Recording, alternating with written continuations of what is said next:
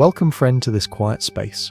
Let us continue our journey together, exploring the simple wisdom that can untangle the knots in our minds and guide us toward a deep and restorative rest.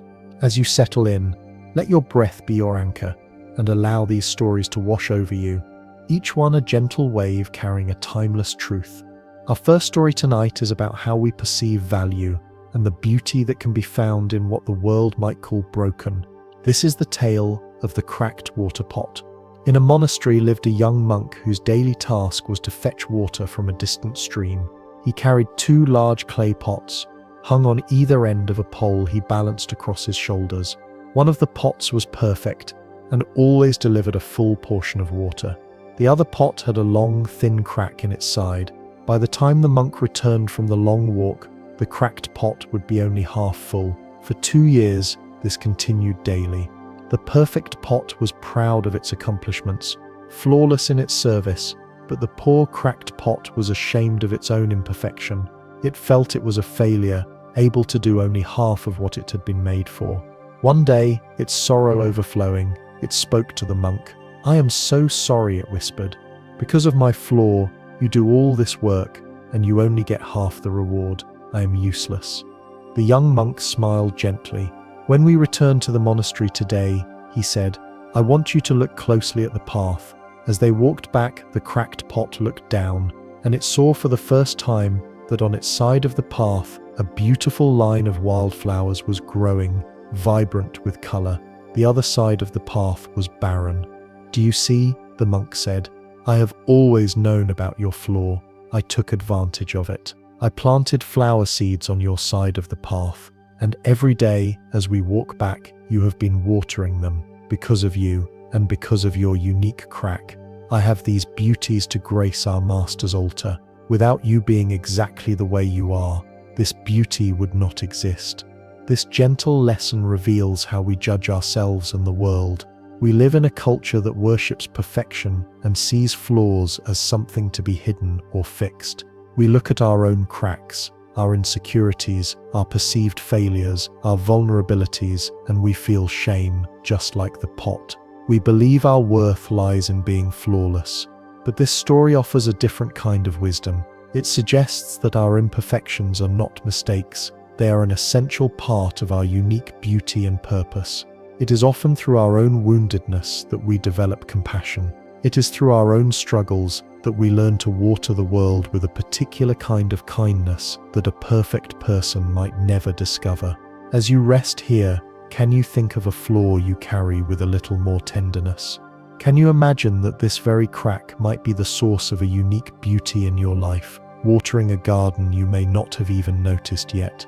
This teaching on finding beauty in imperfection reminds me of another story, one that explores how easily we are fooled by appearances, mistaking the shadow for the substance. Let us now turn to the tale of the Master's shadow. A student named Jiro was completely in awe of his Zen master. He saw the Master as more than human, a being of immense spiritual power. One of Jiro's favorite things was to watch the Master walk in the late afternoon sun. The Master's shadow would stretch long and dark behind him, and to Jiro this shadow seemed to have a powerful presence, an aura of its own. He became convinced that the Master's enlightenment was so profound, it was even visible in his shadow. One afternoon, Jiro finally gathered the courage to speak of this. "Master," he said, bowing low, "your attainment is so great, even your shadow radiates a deep stillness. I meditate on your shadow, and I feel a profound peace." The Master stopped walking and looked at Jiro with a curious expression. He said nothing. Instead, he simply took one step to the side, moving from the bright sunlight into the shade of a large cherry tree. His powerful, awe-inspiring shadow vanished instantly. "And where has my profound stillness gone now?" the Master asked, a gentle smile playing on his lips. Jiro stared, speechless. In that simple, silent action, his entire elaborate idea of spiritual power collapsed. He saw that he had not been paying attention to the Master himself, but to a trick of the light, a fleeting, temporary appearance. He had been worshipping an effect, not its source. This encounter reveals a common trap on the spiritual journey. We are often drawn to the external trappings of wisdom, the confident-sounding teacher, the impressive rituals, the spiritual feelings we get in certain places. Like Jiro, we can fall in love with the shadow, mistaking the appearance of peace for peace itself. The master's lesson is a profound pointer back to reality. True substance is not in the dramatic or the impressive. It is in the simple, unadorned truth. The real teaching was not in the master's shadow, but in his simple presence, whether he was in the sun or in the shade. This wisdom invites us to look at our own lives. Where are we chasing shadows? Are we pursuing the appearance of success, the feeling of being in love, or the image of being a good person, instead of cultivating the simple substance of our own being? The story reminds us to turn our attention away from the fleeting effects and to rest in the quiet, unchanging source that is always here, with or without a grand shadow to prove its existence. Just as the master showed the folly of focusing on the shadow, our next story explores the way we create problems by wrestling with them, rather than understanding how they are made. This is the teaching of the weaver's knot. In a village lived a master weaver who was also a student of Zen. One day, his monastery was visited by a famous monk who claimed he could solve any problem and untie any knot through sheer force of concentration. The weaver invited the monk to his workshop. He showed him a loom on which he had intentionally woven a tangle of threads so complex, so dense, that it seemed to be a solid, impenetrable knot. "Here is my problem, venerable sir," the weaver said. "Can you untie this?" The visiting monk sat before the loom for 3 days and 3 nights. He stared at the knot, his brow furrowed in concentration. He tried to mentally trace the paths of the threads, to force a solution with his powerful mind. But the more he struggled, the tighter and more confusing the knot seemed to become. On the 3rd day, he stood up, defeated. "It is impossible," he declared. "This knot cannot be untied." After the monk had left, the weaver's own teacher, a quiet old master, came to the workshop. He looked at the great knot, but he did not try to solve it. Instead, he simply sat beside the weaver and began to ask gentle questions. "How did you begin this thread?" he asked. "And where did this one go next? Ah, and you passed this one underneath here." He was not focused on the problem of the knot, but on the simple process of its creation. Together, they gently traced the path of the threads backwards, and in doing so, the unsolvable knot simply fell apart, its threads resting loose and free. "You see," the master said, "you cannot solve a knot by fighting it. You can only unweave it by understanding how it was woven." This beautiful story is a parable for the knots in our own minds, our worries, our anxieties, our recurring problems.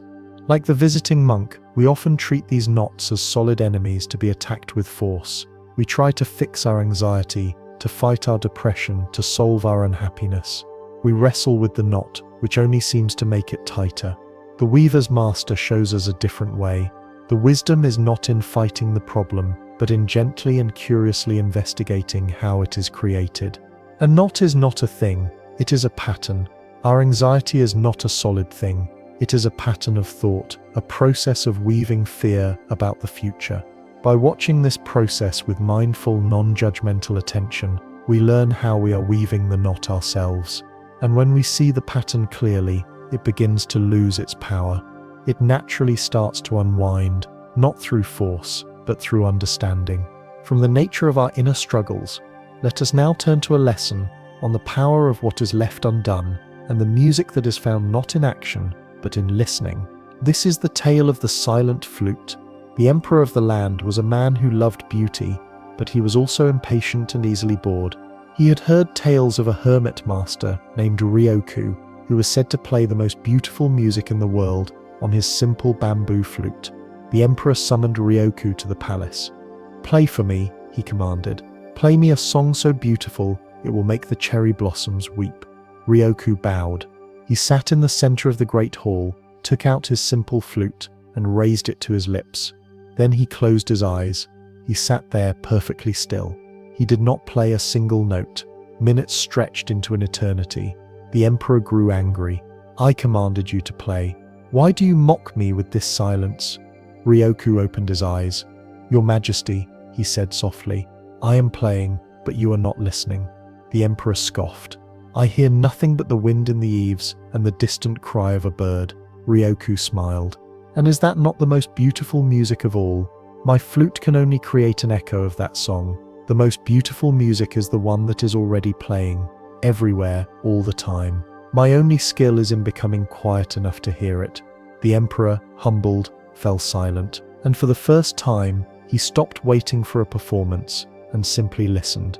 He heard the whisper of the wind, the delicate sound of a single silk banner rustling, the rhythmic breathing of his own guards. He heard the profound symphony of the present moment, and he understood that the master's greatest gift was not in playing a song, but in teaching him how to truly hear. This story speaks to the subtle beauty of inaction and receptive awareness. We live in a world that constantly encourages us to do, to create, to produce, to perform. We believe that value lies in what we add to the world. Ryoku's silent performance points to a deeper truth. Sometimes the most profound action is to do nothing, and the most profound creation comes from simply making space. The music that is always playing is the raw sensory experience of the present moment, the sounds, the sights, the feelings that are constantly arising. We usually miss this symphony because we are too busy trying to create our own song, lost in the noise of our own thoughts and plans. The practice of meditation is the practice of becoming like Ryoku. It is to put down our own instrument for a while, to stop trying to add anything to the moment, and to simply learn to listen. When we do, we discover a richness and a beauty in the ordinary that we had never noticed before. The peace we seek is not something we need to create. It is the background music of existence, waiting for us to become quiet enough to hear it. Just as the flute master taught the art of listening to what is present, another great teacher once demonstrated the art of not receiving what is offered. This teaching on non-reactivity is found in the story of the unaccepted gift. One day, the Buddha was walking through a village. A man who was angry about his teachings came up and began to insult him. He used harsh, cruel words, trying to provoke the Buddha into an argument. The Buddha listened patiently and in complete silence until the man had run out of things to say. When the man finally fell silent, exhausted by his own rage, the Buddha spoke to him kindly. "My friend," he said, "if you buy a gift for someone and that person does not accept the gift, to whom does the gift then belong?" The man was surprised by the strange question. "Well," he stammered, "if they do not accept it, then it would still belong to me, of course." The Buddha smiled gently. "Exactly so," he said. "You have just offered me the gift of your anger and your insults. I have chosen not to accept it. Therefore it remains with you." This simple exchange contains one of the most powerful lessons for maintaining our inner peace. We often believe that when someone directs anger, criticism, or negativity toward us, we are obligated to take it in. We feel we must react, defend ourselves, or become upset. We let their gift become our burden. The Buddha's wisdom shows us that we have a choice. We do not have to accept every package that is delivered to our doorstep. Another person's anger is their own creation, born from their own suffering. It is their gift. By choosing not to accept it, by not reacting, not getting entangled in it, we are not being passive. We are exercising a profound form of power. We are refusing to allow someone else's inner state to become our own. This does not mean we ignore people or allow them to harm us. It is about protecting our own inner space. When we can see another's anger as their own unopened gift, we can respond with compassion rather than reactivity, recognizing that the person offering the anger is the one who is truly suffering from it. And just as we can learn not to accept the painful gifts offered by others, an even deeper practice is learning not to burden ourselves. This brings us to a quiet tale of self-compassion, the story of the weight of the pebble. In a monastery lived a young monk who was exceptionally hard on himself. For every small mistake, a misplaced word in a chant, a moment of distraction in meditation, an unkind thought, he would feel a wave of harsh self-criticism. He believed that this strict self-discipline was the path to perfection. His master, seeing the deep lines of tension on the young monk's face, gave him a small, empty cloth bag and a task. For the next week, the master said, "Every time you have a thought of self-judgment or criticism, I want you to find a small pebble and place it in this bag. Carry the bag with you at all times." The monk agreed.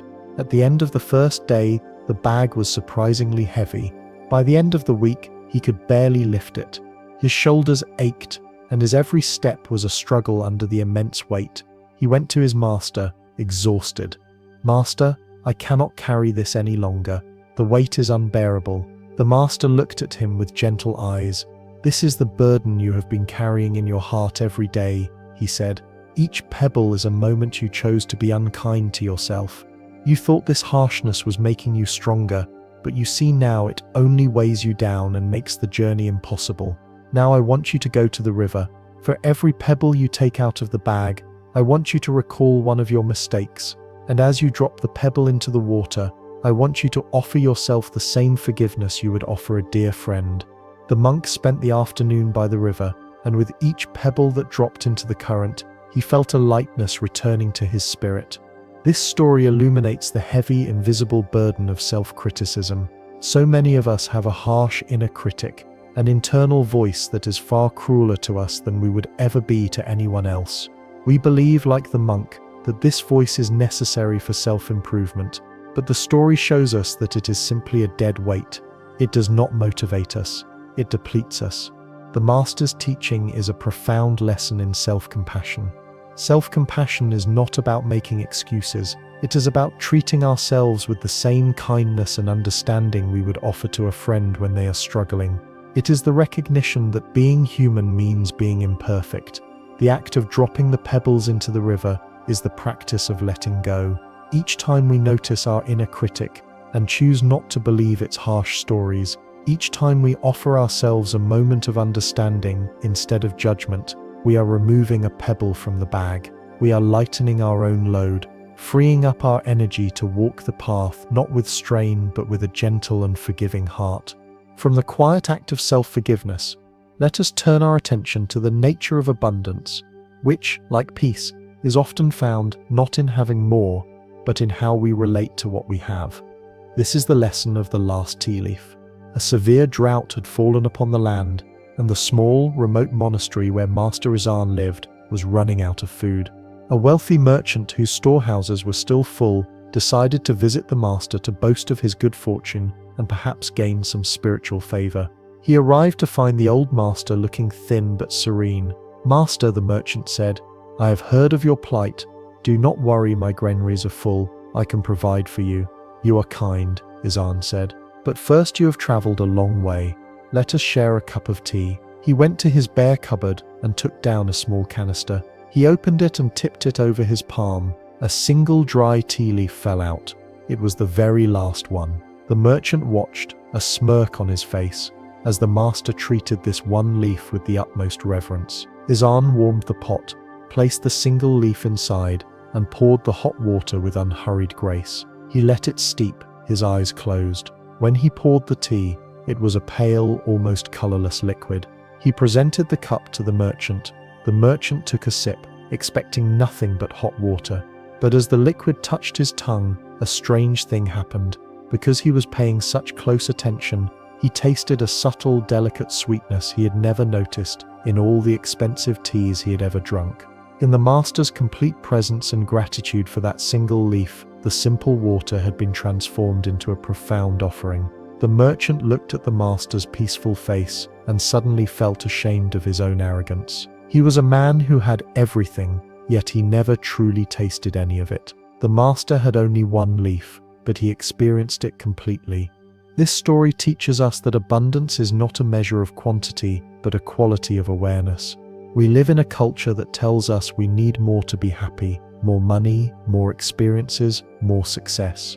We are like the merchant, surrounded by abundance, but often too distracted and hurried to truly savor any of it. The master, with his single leaf, demonstrates the power of gratitude and presence. By bringing his wholehearted attention to what he had, no matter how small, he unlocked its hidden richness. True abundance is not about filling our lives with more things. It is about filling our moments with more life. When we can bring our full, grateful attention to a simple meal, a conversation with a friend, or the feeling of the sun on our skin, we discover a wealth that cannot be bought. The story invites us to look at the single tea leaves in our own lives, the small, ordinary moments we usually overlook. Can we treat them with the same reverence as the master? Can we find the richness hidden in the simple fact of being here, right now, with whatever this moment has to offer? This letting go of the need for more naturally leads us to a teaching about how we navigate our journey, especially when the way forward is unclear. Let us explore this in the tale of the path that disappeared. A monk named Daichi was known for his discipline and his deep need for order. For years, his primary meditation was a walking practice on a specific path that wound its way up a mountain behind the monastery. He knew every stone, every route, every turn. Walking this familiar path brought him comfort and a sense of control. He believed that if he just kept following this one path perfectly, he would eventually arrive at enlightenment. One spring, after a week of heavy rains, he went to his path and found it gone. A massive landslide had swept down the mountain, completely obliterating the trail. Boulders, mud, and uprooted trees lay where his familiar, comforting path had once been. Daichi was thrown into a state of panic. He was lost, adrift without his map. His entire spiritual practice had been built on this one path, and now it was gone. He sat on a boulder, his head in his hands, feeling a despair he had never known. He had no idea what to do next. He sat there for an entire day. As the sun began to set, casting long shadows, a simple thought arose in his mind, clear and quiet. The path is gone, but my feet are still here. He looked down at his own feet, resting on the solid earth. He looked up at the peak of the mountain, still visible in the distance. He realized that the path had never been the point. The point had always been the walking. He stood up and took one uncertain step onto the new, untrodden ground. Then another. The way was difficult and unfamiliar, but with each step, a new sense of freedom and aliveness filled him. He was no longer following a map. He was making the path as he went. This story is a powerful metaphor for our attachment to our plans, our expectations, and our ideas about how our lives are supposed to unfold. Like Daichi, we often create a path for ourselves, a career plan, a vision for our relationships, a set of rules for our spiritual practice. We find comfort and security in this known territory, but life is like the landslide. It is constantly changing, and it often destroys the very paths we rely on. We lose a job, a relationship ends, our health changes, and like Daichi, we can fall into despair, feeling that because our path is gone, our journey is over. The profound realization in the story is that the journey is never over. The path was only ever a temporary guide. The real practice is in the walking itself, the act of meeting this new, unscripted moment with courage and presence.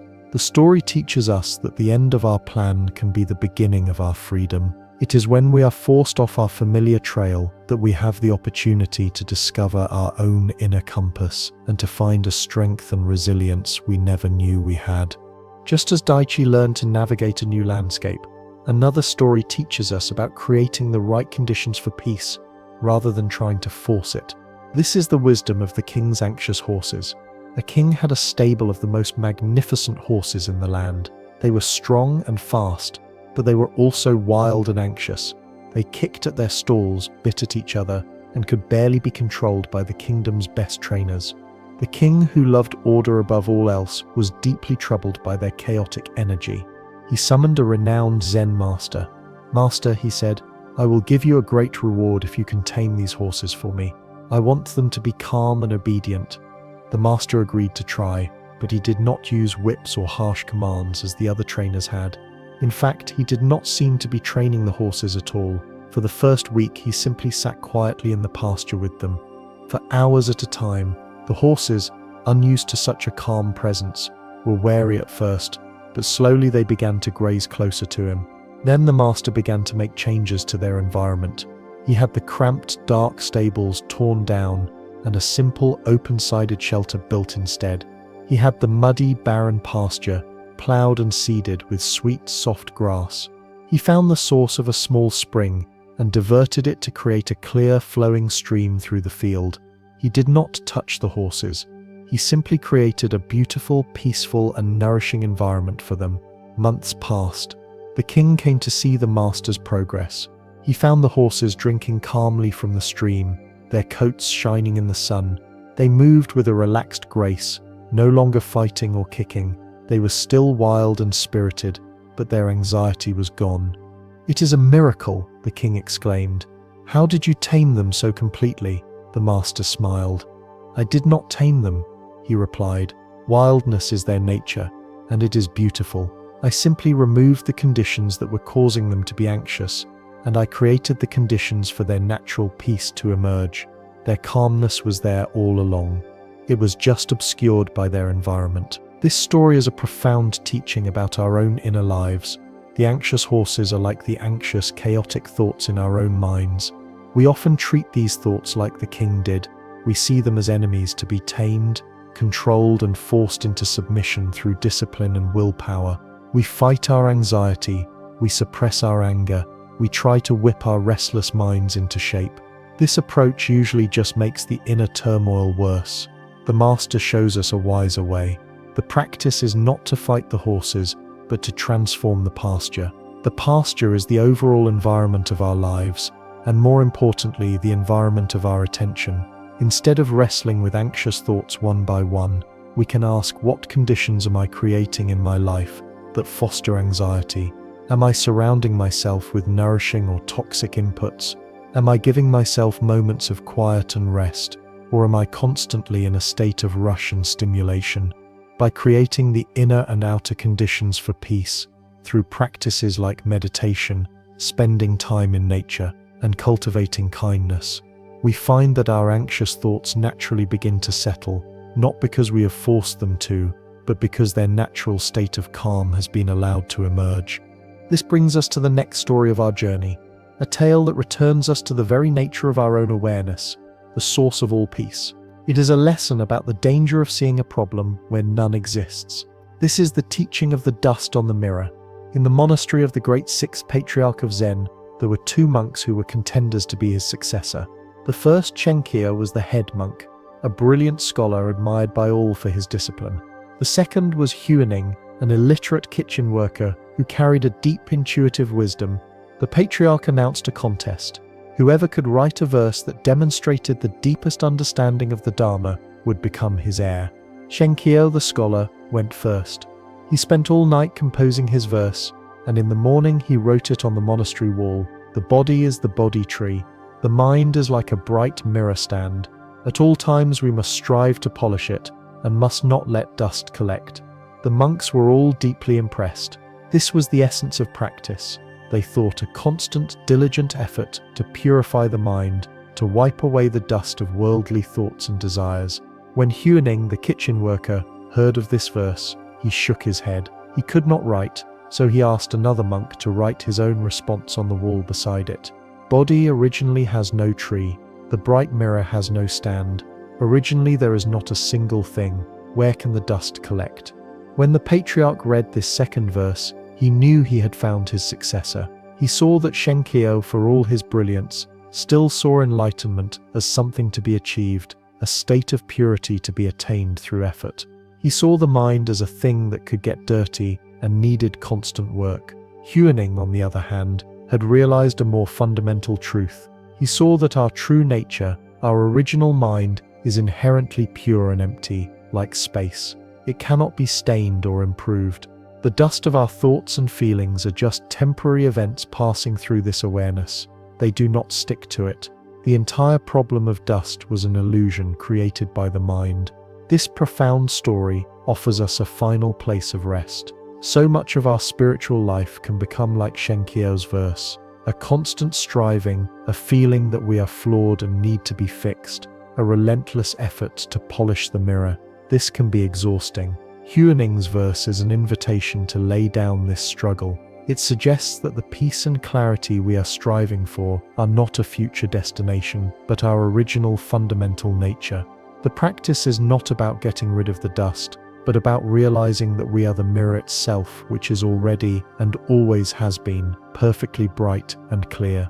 The thoughts, the worries, the imperfections, they are like clouds passing before the sun. They can obscure the light, but they can never stain the sun itself. The story of the bridge reminds us that true strength is found not in building walls, but in the courage to connect. This same strength is often misunderstood. as we learn in a tale about a man who believed he was the master of his own identity.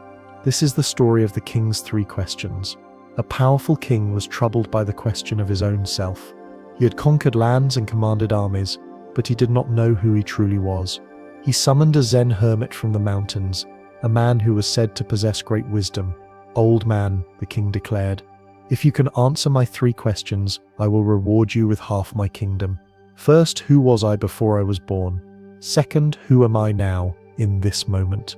And third, who will I be after I die?"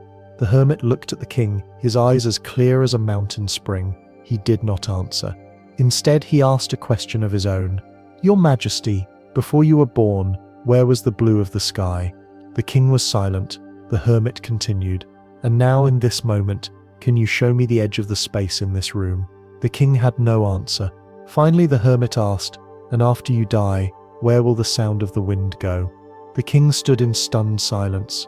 He had come with questions that assumed the self was a solid, continuous thing that could be defined, like a piece of land. The hermit's questions revealed that the self is more like the sky, like space, like the wind, a vast, mysterious process, not a fixed object. The king realized he was not a noun, but a verb. He was not a king, he was king he. He was not a man, he was being. He had been searching for the container, when all along he was the content. This encounter teaches us about the nature of our own identity. We spend so much of our lives building and defending a story of me. We define ourselves by our jobs, our relationships, our histories, our plans. We believe this story is who we are, but the hermit's wisdom points to a deeper truth.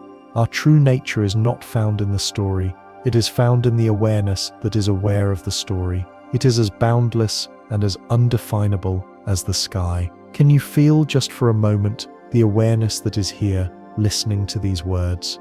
It has no name, no age, no history. It is the silent, spacious background to your entire life.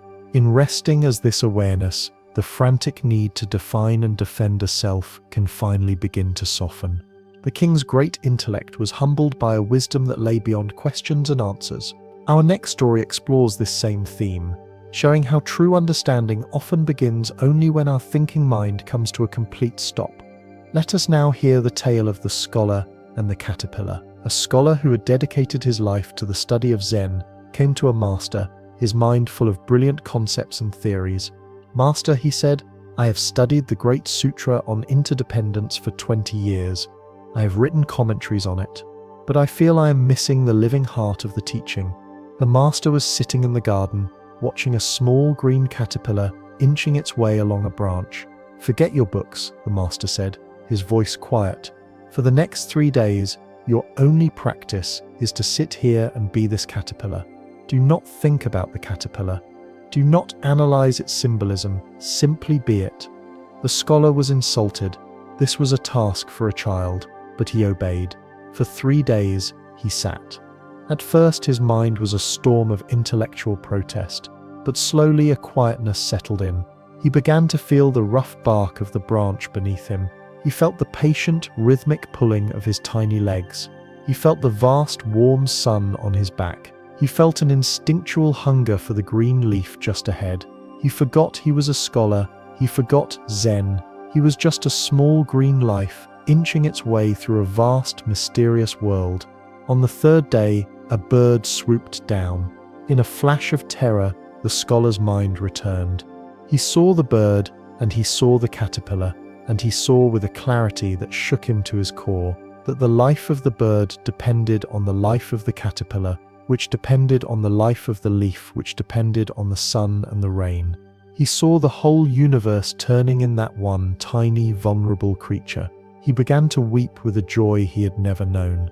He had finally understood interdependence, not with his head, but with his whole being. This story shows us the profound difference between knowing about something and knowing it directly.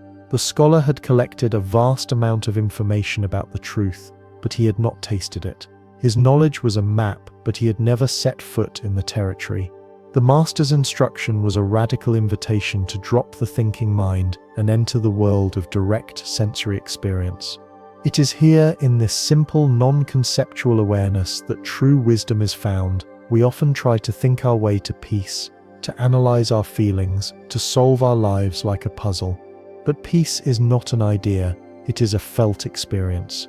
As you lie here, can you feel the simple sensation of the air on your skin or the gentle weight of your own body?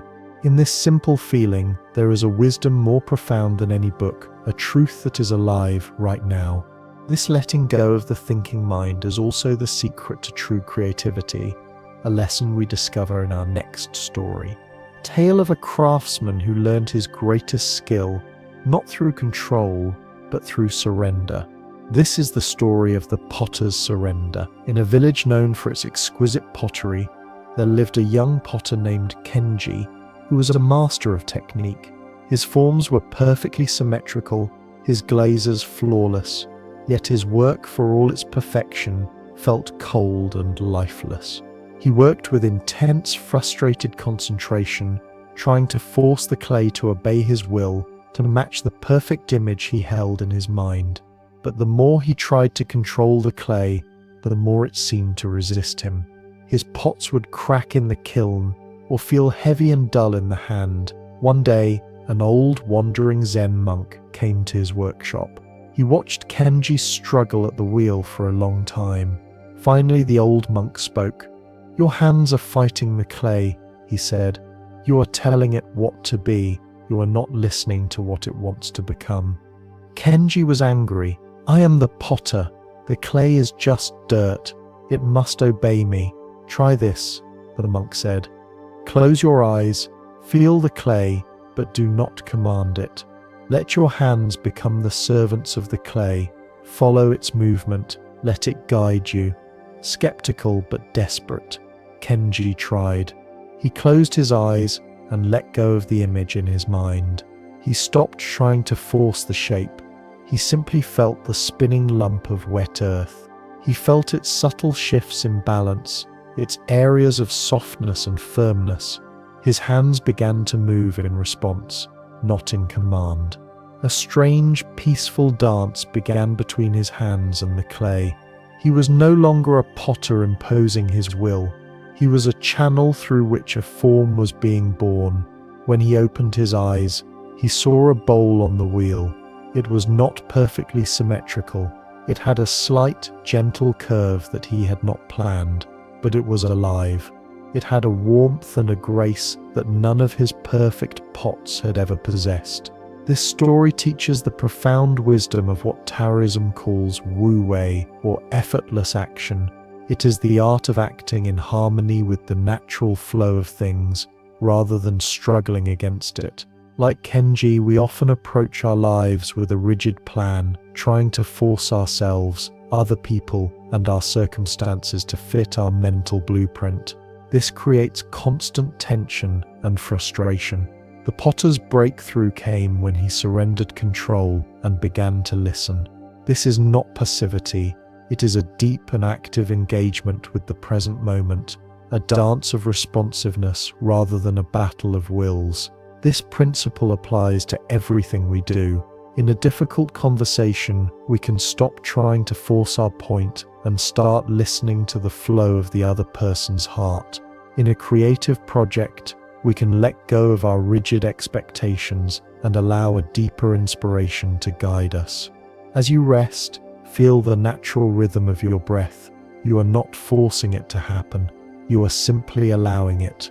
This is the feeling of surrender, of effortless action, the quiet wisdom of the potter's hands. Just as the potter found strength in letting go, a great warrior once discovered that the highest form of mastery lies not in power but in presence.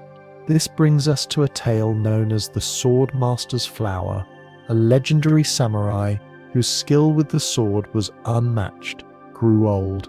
He had defeated every challenger and was revered as a living embodiment of the warrior spirit. But in his old age, he felt a deep unease.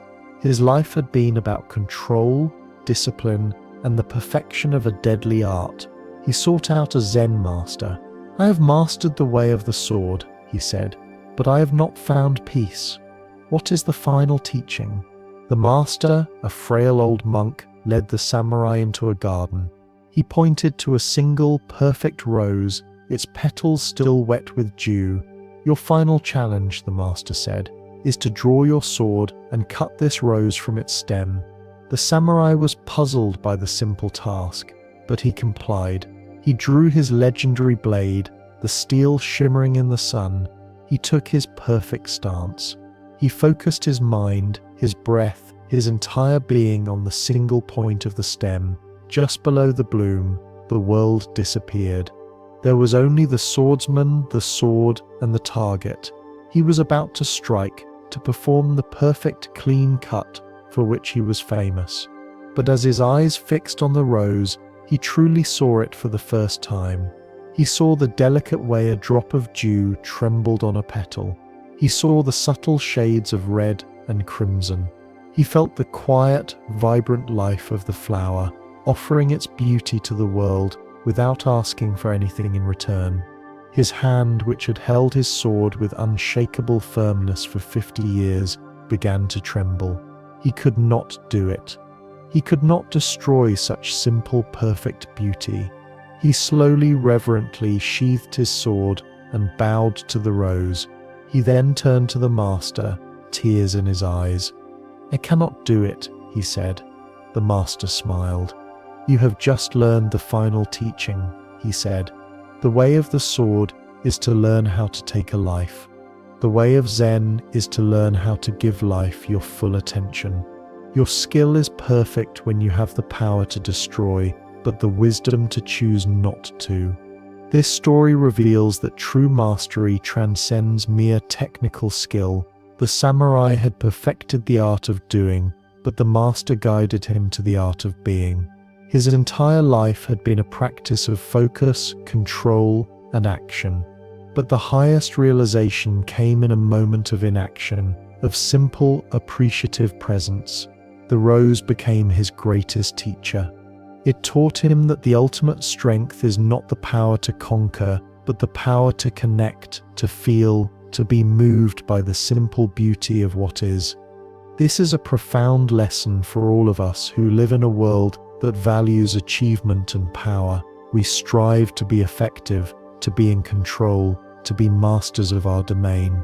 But the story asks us to consider a different kind of mastery, the mastery of being fully present, fully human, fully awake to the delicate beauty of each moment. As you rest here tonight, what is the rose in your own life? What simple, ordinary beauty is waiting for you to give it your full, loving attention, asking not for you to do anything to it, but simply to be with it? The samurai's profound insight came when he stopped focusing on his own skill and truly saw another. This reminds us of a simple story about two monks who learned a similar lesson, not from a flower, but from the moon itself. Let us hear the tale of the two monks and the moon. Two young monks, Kenji and Toshi, were walking back to their monastery on a clear, crisp night. The full moon was brilliant, casting a silver light over the landscape. Kenji was a very earnest and competitive student. He was always trying to demonstrate his superior understanding of Zen. "Look, Toshi," Kenji said in a superior tone. "See how the moon's light illuminates the path for us. This is a metaphor for the Dharma. The Buddha's teaching is like the moon, and we are like travelers guided by its light." He was very pleased with his own clever analogy. Toshi, who was a simpler and quieter soul, said nothing. He just walked, his face turned up toward the sky, with a look of simple wonder. This irritated Kenji. "Do you not understand my point?" he pressed. "Are you not contemplating the profundity of the teaching?" Suddenly they heard a cry from a ditch beside the road. An old woman had stumbled and fallen, spilling her basket of vegetables. Kenji, still lost in his grand thoughts about the Dharma, barely noticed. But Toshi immediately went to her side. He helped the old woman to her feet, gently brushed the dirt from her clothes, and then knelt down to help her gather her scattered vegetables. The moon was so bright he could see every carrot and every onion clearly in the silver light. When they were done, the old woman thanked him with tears in her eyes. As they continued on their way, Toshi finally spoke. his voice soft and humble. "Brother Kenji," he said, "you were right. The moon's light is a great teaching. It is very good for finding lost vegetables in the dark." In that moment, Kenji felt a flush of shame. He had been using the moon. He had turned it into a concept, a tool for his own intellectual pride. He was so busy thinking about the light that he had missed the opportunity to actually use it. Toshi, on the other hand, had not been thinking about the moon at all. He had simply inhabited its light, and in doing so, had naturally used it to perform a simple act of compassion. This story gently reminds us that spiritual wisdom is not found in clever ideas or profound-sounding analogies. It is found in simple, direct, and compassionate action. Kenji represents the mind that turns everything into a concept, that lives one step removed from reality in the world of thoughts about things. Toshi represents the mind that lives directly in the world, responding to what is right in front of him with an open heart. The Dharma is not a philosophy to be debated. It is a way of living to be embodied. The most profound teaching is often the most practical one. How to be kind, how to be helpful, how to use the light that is given to us, not just to think about it, but to relieve the suffering of others, even in the smallest of ways. Just as Toshi found wisdom in simple action, our next tale explores a form of meditation found not in stillness, but in movement, not in the mind, but in the body. This is the story of the dancer's meditation. In a city known for its rigid and austere Zen monastery, there also lived a woman named Kiko, who was a master of traditional dance. Her movements were said to be so graceful and expressive that they could tell stories more profound than words. The head monk of the monastery, a stern man named Jiro, disapproved of her. He saw dance as a worldly frivolity, a distraction from the serious business of silent meditation. One day, Jiro confronted her. "Your art is a celebration of the body and the senses," he said dismissively. "It is an attachment to form. True practice is about transcending the body, about stilling the mind." Kiko smiled, a knowing and peaceful smile. "Master," she replied respectfully, "you sit on your cushion to find the place where the thinker disappears, and only stillness remains. I dance to find the place where the dancer disappears, and only the dance remains. Is it not the same place?" Jiro was taken aback by her question. He had never considered it. To prove her point, she invited him to watch her practice. She began to dance in a quiet courtyard. At first he could see her, Kiko, the woman, performing a series of controlled, technical movements. He watched with a critical, analytical mind. But as she continued, a change occurred. Her movements seemed to lose their deliberate quality. Her sense of a separate self seemed to dissolve. She was no longer a person doing a dance. She was the dance itself. The wind in the trees, the flow of the water in the nearby fountain, the light and shadow, all seemed to be dancing with her. She had become a pure expression of the present moment. In her movement, Jiro saw a stillness more profound than he had ever found on his cushion. This story challenges our preconceived notions about what constitutes a spiritual practice. We often associate meditation with sitting still, with silence, with a kind of quiet withdrawal from the world. Kiko's wisdom shows us that this is only one path. Any activity, when engaged in with total selfless absorption, can become a doorway to the same truth. Whether it is dancing, painting, arranging flowers, or even washing a dish, the goal is the same: to move beyond the sense of a separate I who is doing the activity. It is to merge so completely with the action of the moment that the ego, the thinker, the worrier simply dissolves. This is the state of flow, where time seems to disappear and action becomes effortless and joyful. Jiro was trying to find peace by stilling the body and mind. Kiko found peace by becoming so fully embodied, so fully alive in the moment, that her mind naturally became still. The story invites us to find our own dance, to discover what activity in our own lives allows us to forget ourselves and simply become one with the flow of life. This question of a self that disappears into the dance leads us to one of Tonik's most famous and gentle paradoxes, a story that playfully dissolves the line between reality and illusion. This is the dream of the butterfly.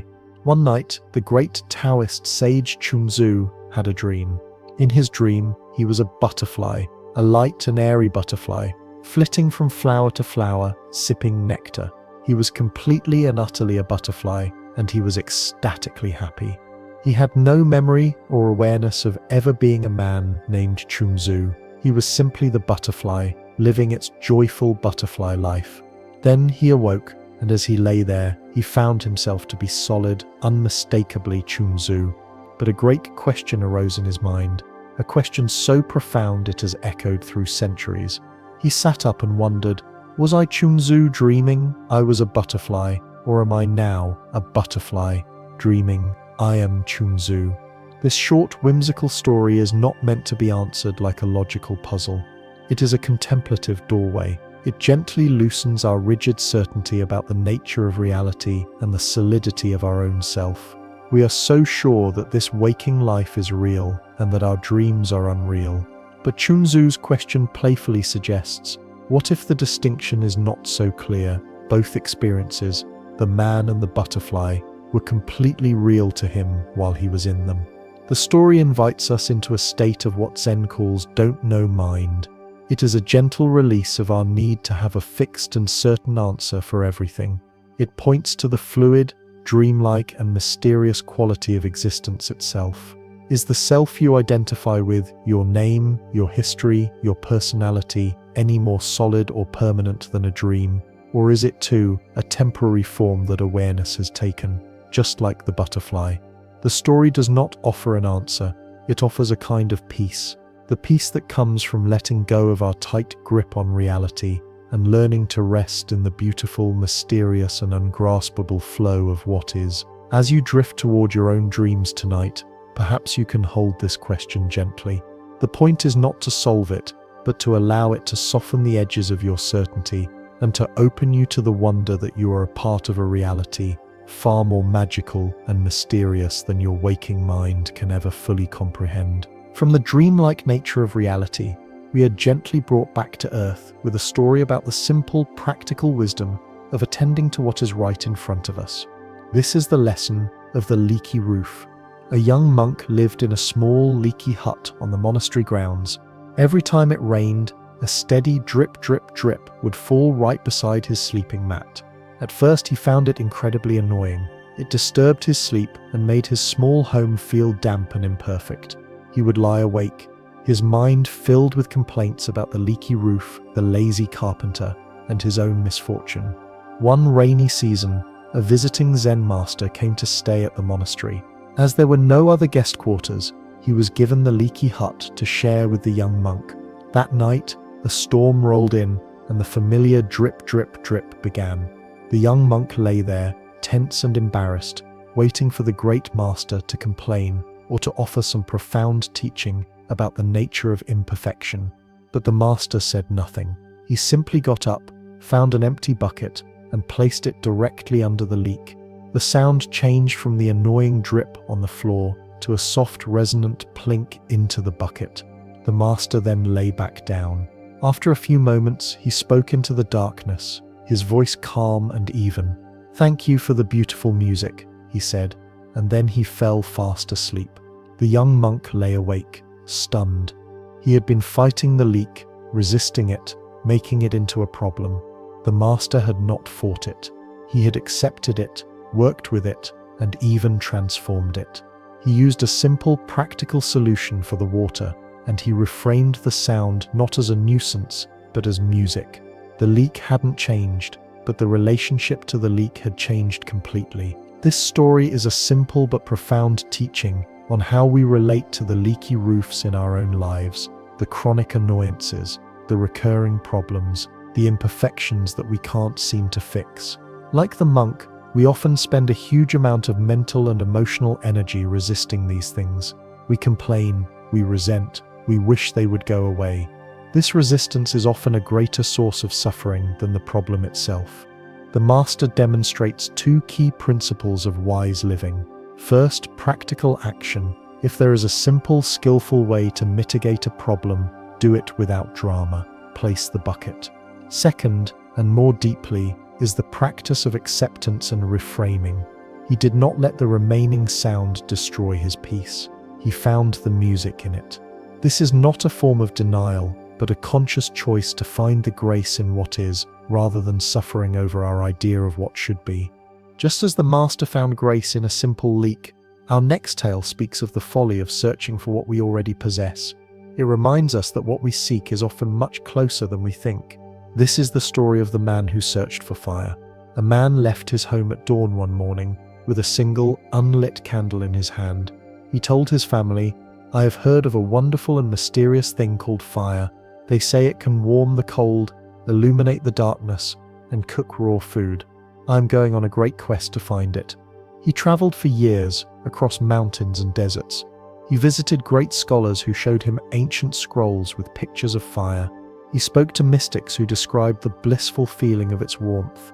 He collected stories and theories and maps, but he never found the fire itself. His candle remained unlit. One cold evening, old and weary, he stumbled into a small hermitage where a Zen master was sitting.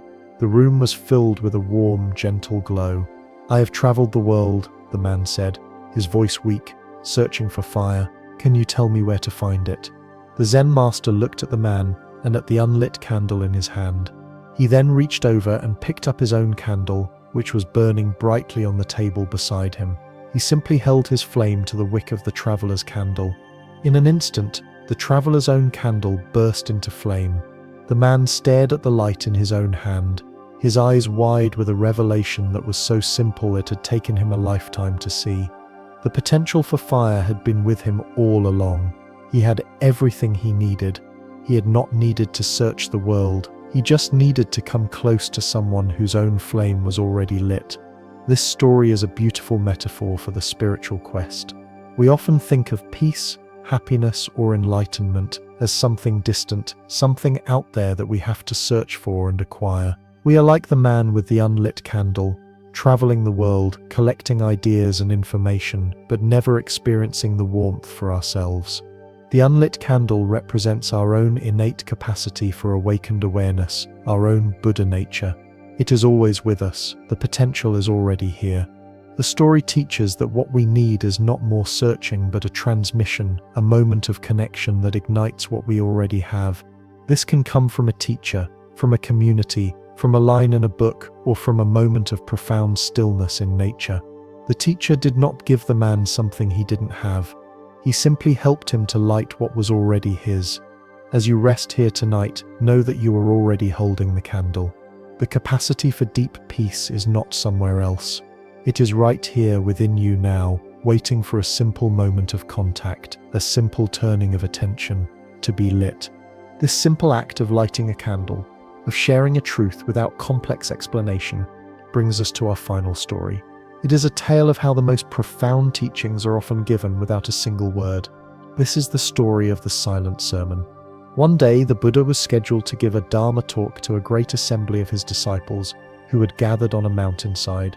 A huge crowd waited in reverent silence, eager to hear the profound wisdom of the enlightened one. The time for the talk came, but the Buddha did not speak. He simply sat in silence, holding a single beautiful flower between his fingers and turning it gently. Minutes passed. The crowd grew restless. They began to whisper among themselves, confused. What was this strange teaching? Why was he not speaking? They tried to analyze the flower, to find some symbolic meaning, but the Buddha just continued to sit, serene and silent, holding the flower. Then, in the midst of the vast confused assembly, one disciple, whose name was Mahakasyapa, suddenly understood. A look of profound recognition dawned on his face, and he broke into a wide, gentle smile. The Buddha saw this smile, and he finally spoke. "I have the treasury of the true Dharma I, the wondrous mind of Nirvana," he said, "and I have now transmitted it to Mahakasyapa. This is the legendary origin of Zen itself. It is a teaching that points to a truth that is beyond words and concepts." The entire assembly was waiting for an intellectual teaching, an explanation they could grasp with their minds. They were waiting for a finger to point at the moon, but the Buddha did not point. He simply held up the moon itself, the direct, simple, unexplainable reality of a flower. right here, right now. All the theories and philosophies in the world are just commentary on this one simple fact of direct experience. Mahakasyap's smile was the sign that he had stopped trying to figure it out. He did not need an explanation of the flower. He had a direct heart-to-heart meeting with the flower itself. In that simple wordless encounter, he saw the entire truth. The story reminds us that the ultimate truth is not a concept to be learned, but a reality to be experienced. Peace is not an idea, it is a state of being. The deepest moments of our lives often come, not when we are thinking, but when we are simply present, watching a sunset, holding a loved one, or just being with the quiet miracle of a single flower. This is the silent sermon that is being offered to you in every moment. As you drift off to sleep, let go of all the words, all the ideas, and all the seeking. Simply be with the gentle flower of your own breathing. There is nothing more you need to understand. The story of the silent sermon, where truth is transmitted without a single word, reminds us that the deepest realities are often beyond our concepts. This same wisdom, which sees past the noise of the mind, can also see past the value of the material world. This brings us to a story about a man who discovered that his greatest treasure was not the one he was holding on to. This is the tale of the painter's last brush. There lived a painter named Kiyoshi, so renowned that the emperor himself collected his works. Kiyoshi's secret was a single brush, given to him by his master. Its handle was carved from ancient bamboo, and its bristles were made from the silver hair of a snow fox. He believed it held a magical quality, and he was deeply attached to it. It was his most prized possession, the source of his identity. One year, a great earthquake struck the land. Kiyoshi's home, his studio, and all his beautiful paintings were destroyed. He escaped with only the clothes on his back and clutched tightly in his hand his one precious brush. He sat amidst the ruins of his life, heartbroken, but he thought, "At least I still have my treasure. With this, I can begin again." He wandered, aimless and grieving, until he came upon a small village that had also been devastated. He saw a young girl crying softly beside the wreckage of her home. "What is wrong, little one?" he asked. She looked up, her face streaked with dirt and tears. "Our home is gone," she whispered, "and my mother is so cold. We have nothing left to burn to make a fire." Kiyoshi looked at the magnificent brush in his hand. He saw its perfect form, the symbol of his entire life's work. Then he looked at the shivering child. In that moment, something inside him broke open. Without a second thought, he snapped the ancient bamboo handle in two and handed the pieces to the child. "Here," he said, "this will burn for a little while." As the girl ran off with the wood, a profound peace washed over Kiyoshi, a freedom he had never known. In letting go of his most prized possession, he had found something infinitely more valuable. He looked around at the broken world, and for the first time he saw not what was lost, but the simple, heartbreaking beauty of what remained. His true art had never been in the brush, it had been in his own heart, waiting to be released. This story teaches us the difference between what we possess and what possesses us. Kiyoshi's attachment to his brush, his identity as a great painter, had become a subtle prison. It was only when he gave it away, in a pure act of selfless compassion, that he found true freedom. His greatest creation was not a painting, but that single moment of letting go. This ultimate letting go, the release of our very identity, often comes when we confront our deepest fears. This brings us to a teaching from the heart of the ocean, a story about the very nature of our existence, known as the wave and the ocean. In the middle of a vast sunlit ocean, a small wave was enjoying its life. It danced and played, rising and falling with its fellow waves, feeling the wind and the sun. But one day it looked ahead and saw something that filled it with terror. It saw the other waves in front of it crashing upon the shore, dissolving into foam and disappearing. "I am going to die," the little wave cried out to a wise, old wave that was rolling beside it. "Soon I will crash on the shore, and I will be nothing." The old wave looked at the little wave with a calm, deep wisdom. It saw the little wave's panic, its identification with its own small temporary form. "Oh, little one," the old wave said, its voice like the deep rumble of the sea itself, "you are not seeing clearly. You are not a wave. You are the ocean." In that instant, the little wave's perception shifted. It stopped feeling itself as a separate, fragile form, and it felt, for the first time, its true identity. It felt that it was the entire vast, boundless body of water, the depth, the power, the timelessness of the whole ocean. The fear of crashing, the fear of ending, vanished completely, because the ocean does not end. The little wave still rose and fell. It still journeyed toward the shore, but now it danced with a new joy, the joy of knowing its own boundless and eternal nature. This beautiful parable is a direct teaching on the nature of ourself. Like the wave, we identify with our small temporary form, our body, our personality, our name, our story. And because this form is temporary, we live with a deep, underlying fear of our own ending. This identification is the source of our deepest anxiety. The wisdom of the story is the realization that our true nature is not the wave, but the ocean. Our true self is not the limited personality, but the vast, timeless awareness in which the personality appears. When we can rest in this deeper identity, the fear of our own personal crashing begins to dissolve. We realize that we are not a separate drop, but the entire ocean of life, simply experiencing itself for a little while in this particular form. From the boundless ocean, we return to the quiet earth, to a story that challenges our ideas of purpose and worth, reminding us that true value is not always what it seems. This is the teaching of the useless tree. A carpenter and his apprentice were walking through a forest. The apprentice was in awe of his master's skill in finding the best timber. The carpenter would look at a tree and know instantly if it could become a beam, a table, or a temple pillar. They came across many tall, straight, perfect trees, and the carpenter would mark them with his axe. "These are useful trees," he said. "Their straightness is their fortune." Then they came to a clearing where a single, enormous old tree stood. It was gnarled and twisted. Its trunk was full of knots, and its branches grew in every direction. It was utterly magnificent, but completely crooked. "Master," the apprentice said, "this tree is huge. Why do we not take this one?" The carpenter laughed. "This tree is useless," he said. "Its wood is so twisted you cannot make a single straight board from it. Its branches are so knotted you cannot carve anything from them. It serves no purpose. That is why we leave it." That night, the carpenter had a dream. In the dream, the great gnarled tree spoke to him. "You call me useless," the tree said, in a voice that sounded like rustling leaves.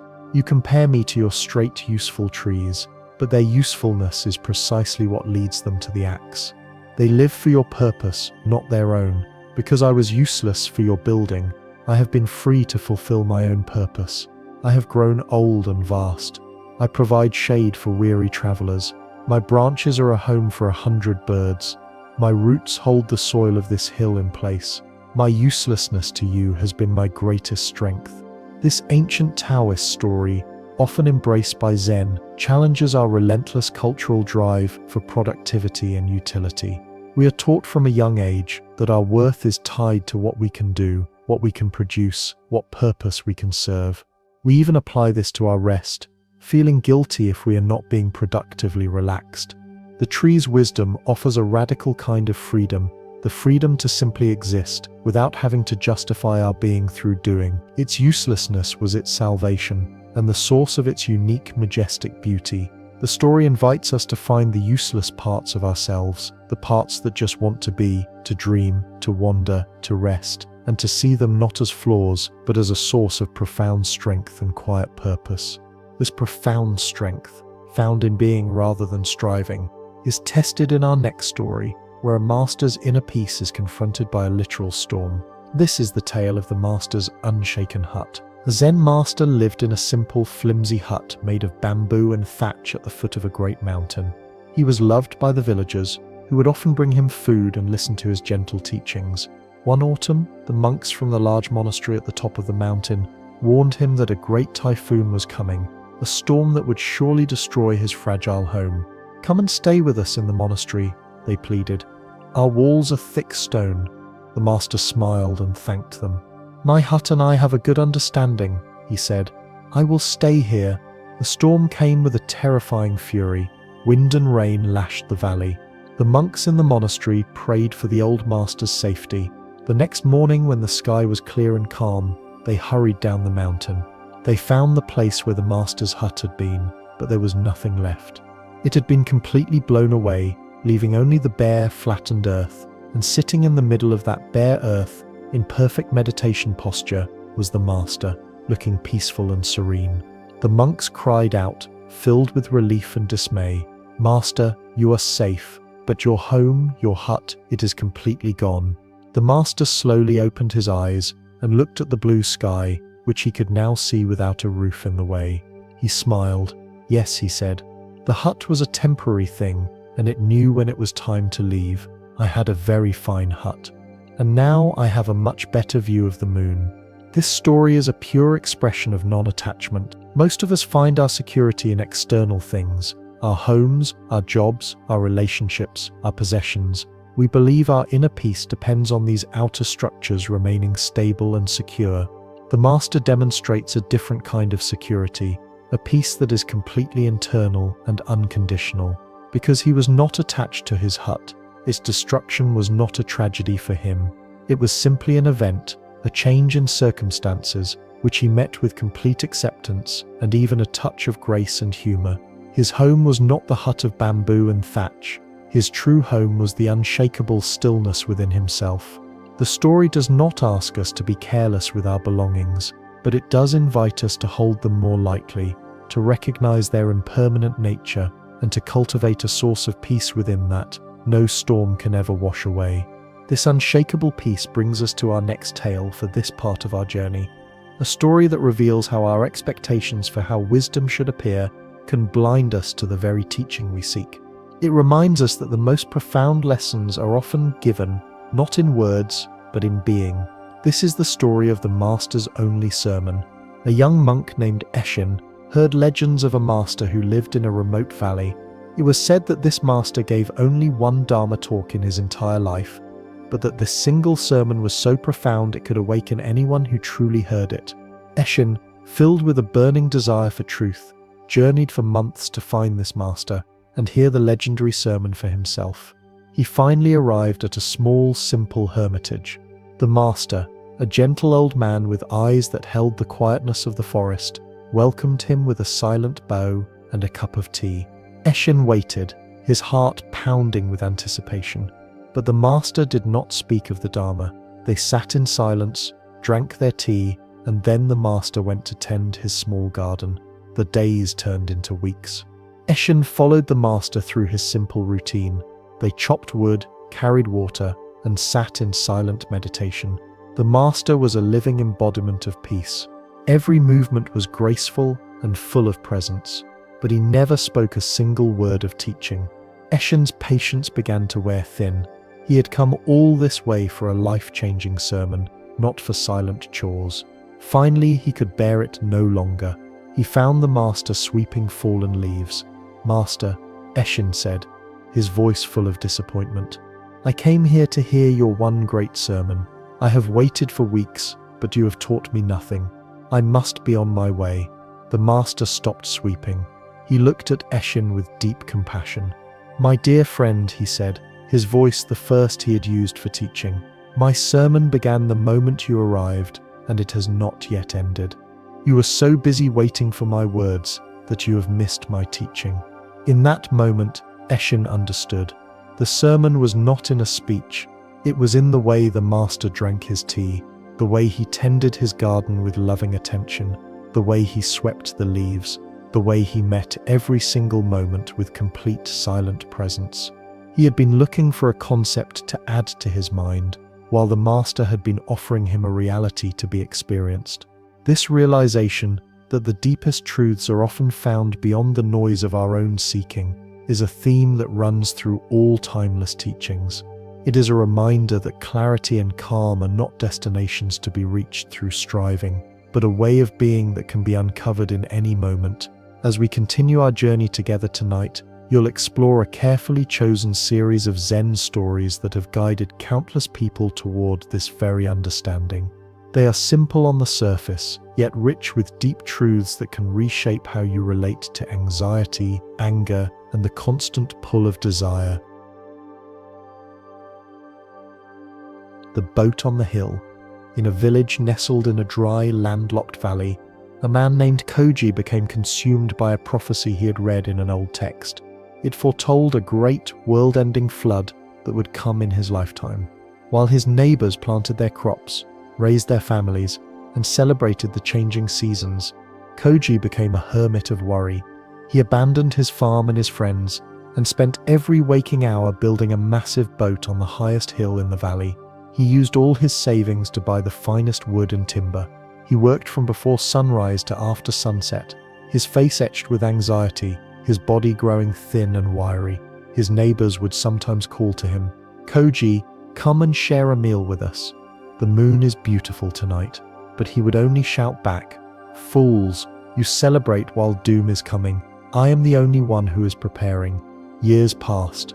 Children who had played at the foot of his hill grew up, married, and had children of their own. The seasons turned, bringing their familiar cycles of sun and rain, planting and harvest. Koji grew old. His great boat was a masterpiece of craftsmanship, complete and ready. But the great flood never came. The sky remained clear. The valley remained dry. One day, a traveling Zen master passed through the valley and saw the strange sight of a great boat on a hill with a sad, lonely old man sitting on its deck. The master climbed the hill. "That is a magnificent boat, my friend," he said. "But you seem to be waiting for an ocean that is not here." Tears welled up in Koji's eyes. "I have wasted my life," he whispered. "I was so busy preparing for a disaster that never came. I forgot to live. My life has been empty." The master sat beside him and placed a hand on his shoulder. "Your life was not empty," he said kindly. "It was filled to the brim every single day. It was filled with the feeling of the wood in your hands, the sound of your hammer, the sight of the sunrise, the love of the neighbors you pushed away. The only flood you needed to prepare for was the flood of this present moment, and the only boat you needed was your own awareness." It is not too late to get in. This poignant tale is a parable for the nature of anxiety. Anxiety is the state of constantly preparing for a future catastrophe. Like Koji, we sacrifice the reality of our present lives for the fantasy of a future threat.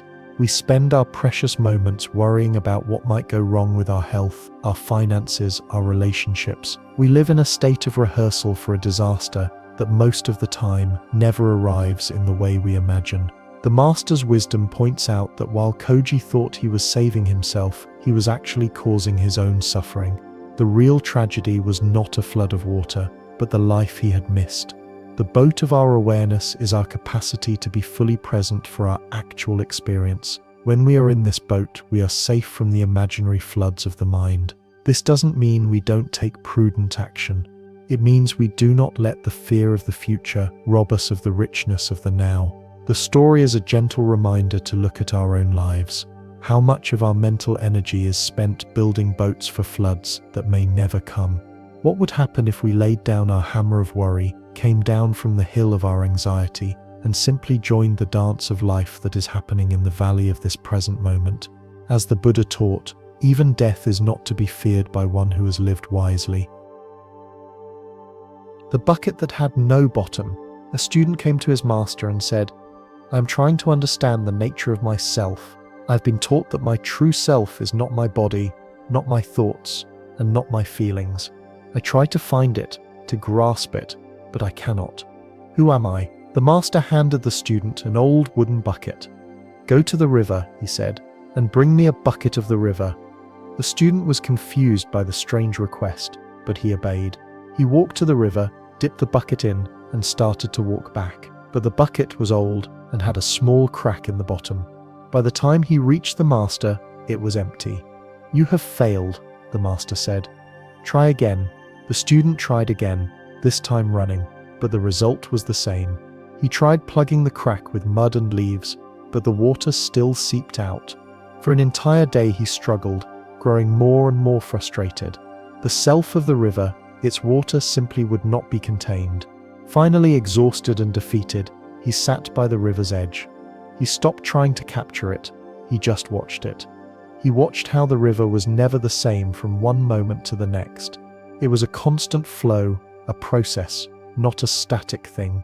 It was forever changing, yet it was always unmistakably the river.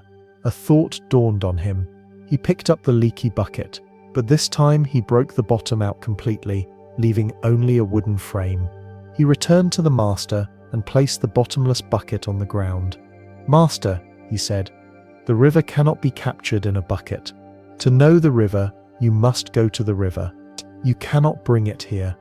The master smiled. "You have been trying to find yourself as if it were a solid thing that could be held in the bucket of your mind.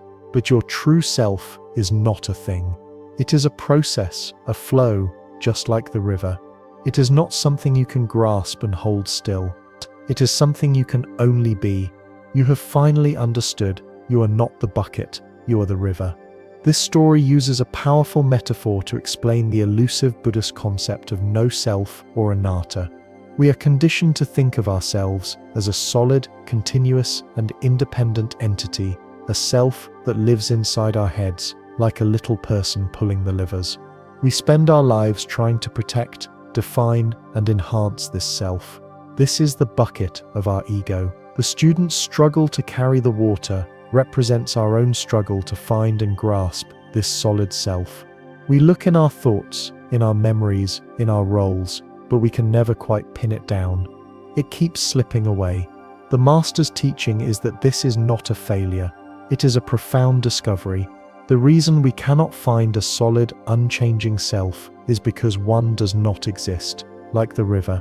What we call ourself is a constantly changing, interdependent flow of thoughts, feelings, sensations, and memories. There is no static thing there. The freedom comes when we stop trying to identify with the bucket, our fixed ideas of who we are, and instead learn to identify with the river, the flowing, open, and ever-changing process of life itself. When we do this, the frantic need to define and defend ourselves falls away, and we can rest in the natural, effortless flow of being. As the Buddha said, the secret of health for both mind and body is not to mourn for the past, nor to worry about the future, but to live the present moment wisely and earnestly. The Dharma of the rice. A young novice named Hiro was assigned the monastery kitchen, a place he considered the lowest and least spiritual of all duties. The kitchen was hot, his back ached from chopping vegetables, and his hands were raw from scrubbing pots. He longed to be in the quiet, cool meditation hall, contemplating lofty ideas, not worrying about whether the rice was burning. The head cook was a gnarled old monk who had been in the kitchen for 60 years and had never spoken a single word about the Dharma. In fact, he rarely spoke at all. Hiro resented him, seeing him as a simple-minded laborer who understood nothing of the profound teachings. For months, Hiro worked in resentful silence, his mind filled with complaints. But slowly, as there was nothing else to do, he began to simply watch the old cook.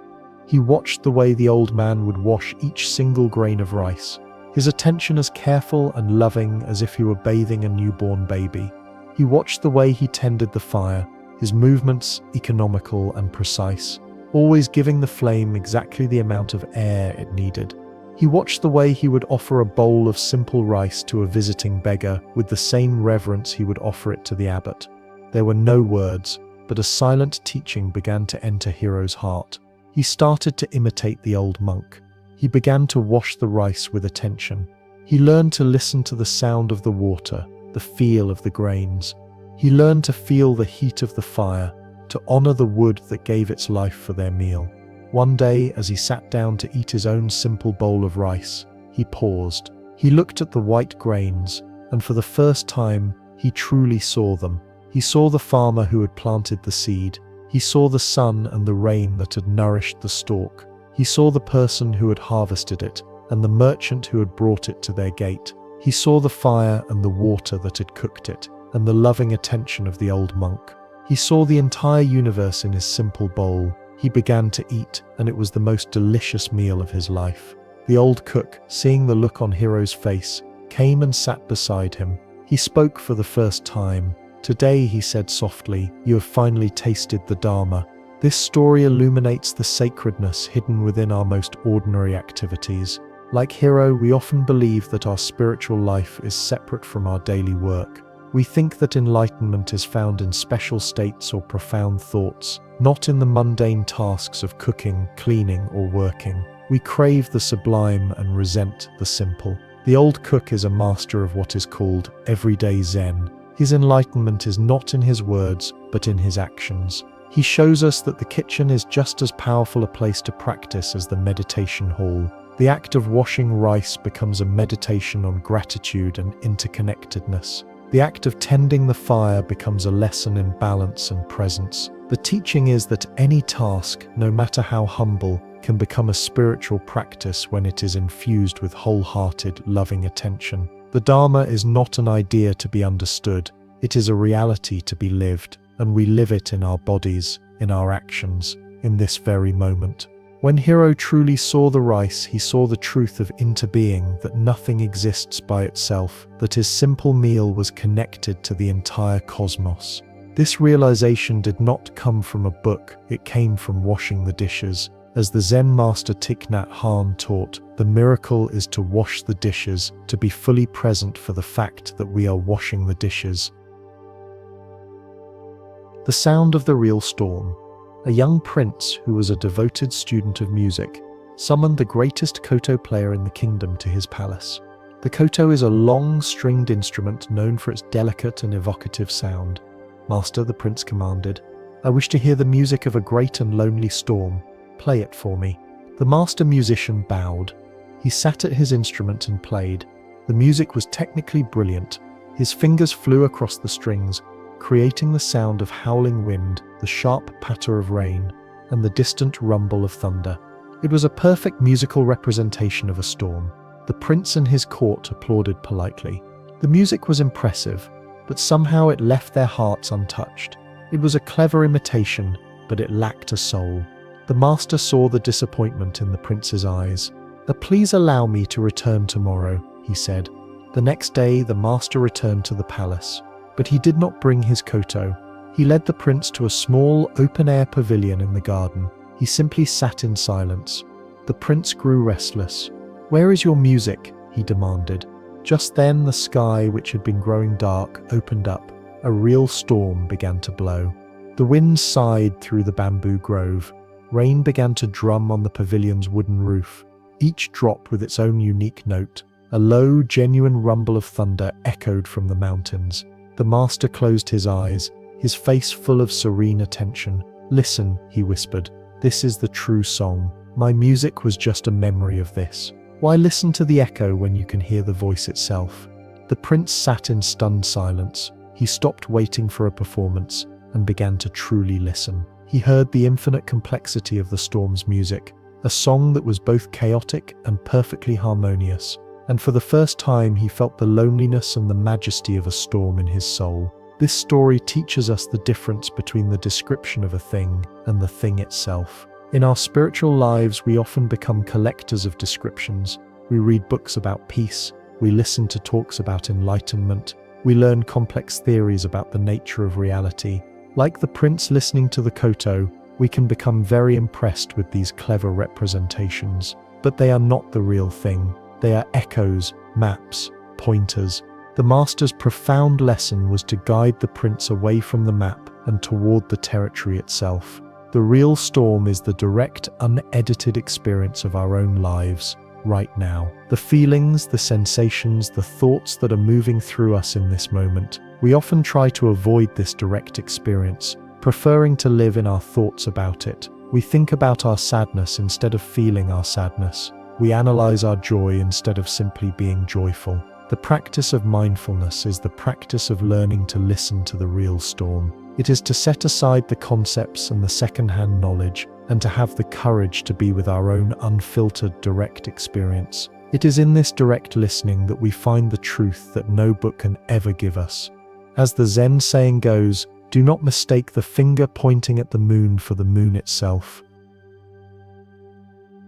The Emperor's Pity. A powerful emperor, known for his vast wealth and legions of soldiers, went to visit a hermit monk who lived in a small cave high in the mountains. The emperor and his retinue were dressed in brilliant silks and shining armor, their horses adorned with gold. The hermit wore only a simple patched robe, and his only possession seemed to be a wooden bowl. The emperor looked at the hermit's bare cave, the hard stone floor where he slept, and the simple roots he was preparing for a meal. A wave of pity washed over the powerful ruler. "Old man," the emperor said, his voice full of condescending kindness, "I look upon your life and I pity you. You have nothing. Let me bring you to my palace. I will give you a soft bed, fine clothes, and delicious food for the rest of your days." The hermit, who had been peacefully watching a line of ants, looked up at the emperor and smiled. It was not a sad smile, but one of deep, radiant contentment. "No, your majesty," he said gently. "It is I who pity you." The emperor was taken aback, a flicker of anger in his eyes. "You pity me. I am the master of this entire land. I have everything a man could ever desire. What could you possibly have that I do not?" "I have enough," the hermit replied simply. "You have many things, but you do not have enough. Your mind is always busy protecting what you have and desiring what you don't. You fear your enemies, you worry about your legacy, and you are a servant to your own endless desires. I have only this bowl, but I want for nothing. I have the moon as my lamp, and the sound of the pines as my music. My heart is at peace. Now tell me, your majesty, which of us is truly poor?" This encounter cuts to the very heart of the Buddhist understanding of wealth and poverty. Our world defines wealth by what a person accumulates externally: possessions, status, and power. From this perspective, the emperor is rich and the hermit is poor. But the hermit reveals a different kind of wealth, inner wealth. This is the wealth of contentment, of a mind that is at peace and free from the ceaseless wanting that enslaves most of humanity. The emperor, for all his external riches, is internally poor. He is a prisoner of his own possessions. Every new thing he acquires becomes another thing to worry about, another thing to maintain, another thing to fear losing. His mind is never at rest. The hermit, on the other hand, is externally poor, but internally rich beyond measure. By wanting nothing, he possesses everything. To the entire world is his home. This story is not a command to give away all our possessions and live in a cave. It is an invitation to examine the source of our own happiness. Are we placing our security in things that are inherently insecure and can be taken away? Or are we cultivating the inner treasures of peace, contentment, and freedom from desire? The story reminds us that true abundance is not found in having more, but in needing less. It is a state of being that is available to us in any moment, regardless of our external circumstances, when we can rest in the simple recognition that right now, in this moment, we have enough. As the Buddha taught, health is the greatest gift, contentment the greatest wealth, faithfulness the best relationship. The Monk and the Wounded Fox. A monk named Issa lived in a monastery that practiced a strict interpretation of non-interference with nature. The monks believed that one should observe the cycles of life and death without intervention, seeing it all as the perfect unfolding of the Dharma. One cold morning, while gathering firewood, Issa found a small fox with its leg caught in a hunter's trap. The animal was whimpering in pain and fear. Issa's heart was filled with an immediate and overwhelming compassion. He carefully worked to free the fox's leg, which was badly wounded. He then carried the small creature back to his simple cell, against the monastery rules. For several weeks he secretly nursed the fox back to health. He cleaned its wound with herbs and shared his own meager portion of rice and water. He spoke to it in soft, gentle tones. Another monk discovered his secret and reported him to the abbot. "Issa is interfering with karma," the other monk argued. "He is showing attachment to a wild creature. He should have left it to its fate." The abbot summoned Issa. "You have broken the rules of this monastery," the abbot said, his face stern. "Why did you do this?" Issa bowed low. "Master," he replied, "when I saw the fox in pain, I did not think about karma or rules or attachment. I only saw suffering, and in my heart a response arose. My hands moved before my mind had a chance to debate. The question was not, what is the right thing to do according to the rules? The question my heart answered was, what does love do now?" The abbot was silent for a long time. Then he looked at Issa and said, Your compassion has taught the Dharma more purely than any rulebook. You have understood that wisdom without compassion is dry, and rules without love are empty cages. This story explores the relationship between wisdom and compassion, which in Buddhism are seen as the two wings of a bird. Both are necessary to fly. The other monks represented a kind of cold intellectual wisdom. They understood the concept of karma and non-attachment, but they used it to create a distance from the raw reality of suffering. Theirs was a wisdom of the head. Isa, on the other hand, embodied the wisdom of the heart. His action was not born from a philosophical calculation, but from a spontaneous, compassionate response. He shows us that true spiritual practice is not about becoming detached and indifferent. It is about becoming so open and sensitive that we can respond to the needs of the moment with a natural and unhesitating love. Sometimes, our spiritual ideas can become a subtle defense against life. We can use concepts like acceptance or non-attachment as an excuse to not get involved, to not feel, to not help. Isa's story challenges this. It suggests that at the heart of the Buddhist path is an unconditional tenderness towards all beings. It is not about figuring out the right answer, but about cultivating a heart that responds with kindness without needing a reason. As you rest here, feel the gentle rhythm of your own heart. It asks for nothing, but simply gives the gift of life with every beat. This is the same natural, unconditional giving that Isa showed the fox. It is a wisdom that flows not from the thinking mind, but from the very center of our being. As the Buddha said, just as a mother would protect her only child at the risk of her own life, even so, let him cultivate a boundless heart towards all beings.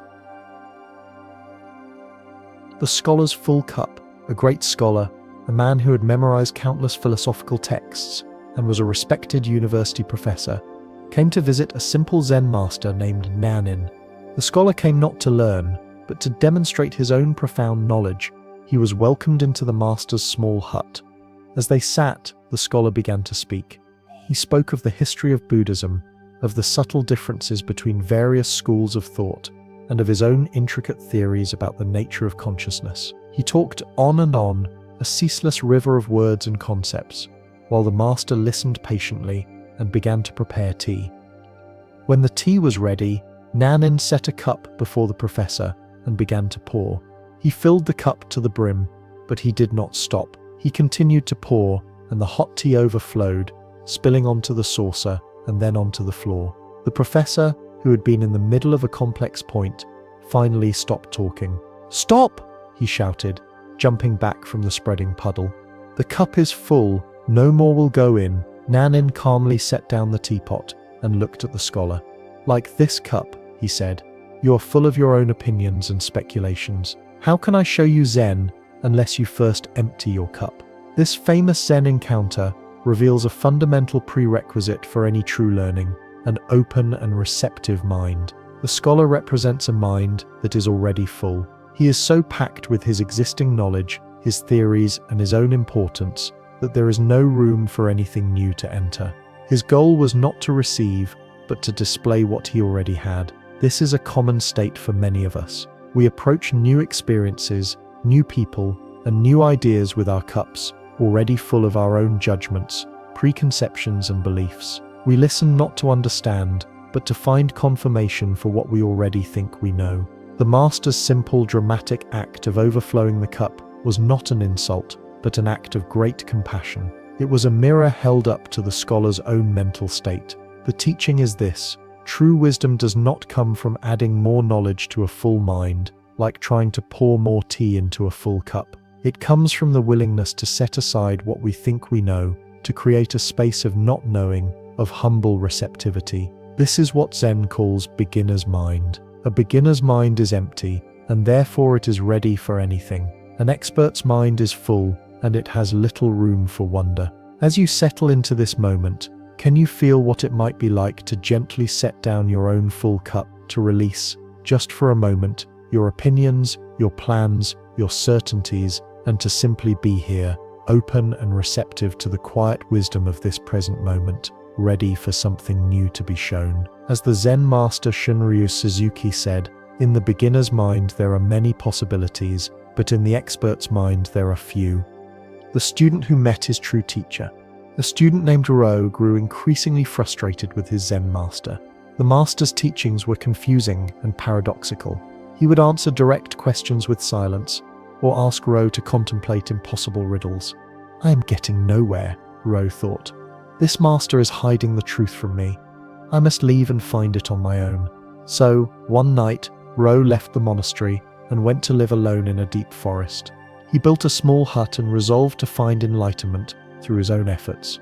The first few months were filled with struggle. His mind was noisy, his body was restless, and loneliness was his constant companion. But he persisted. He stopped trying to force his mind into silence and instead began to simply watch the world around him. He watched a great willow tree, how it bent in the strongest winds but never broke, and he learned about yielding. He watched a stream as it flowed around rocks and obstacles, always finding its way forward without struggle, and he learned about effortless action. He watched the leaves fall in autumn, becoming the soil for the new growth of spring, and he learned about impermanence and the grace of letting go.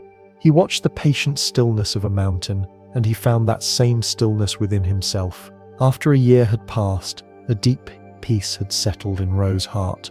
He realized that everything the master had tried to teach him with words and riddles, the forest was now teaching him directly and silently.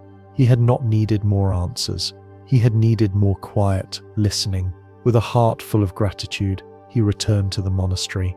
He found his master sitting in the garden, as if no time had passed at all. Ro bowed low. Master, I have returned. I am sorry for leaving, but I had to find my own way.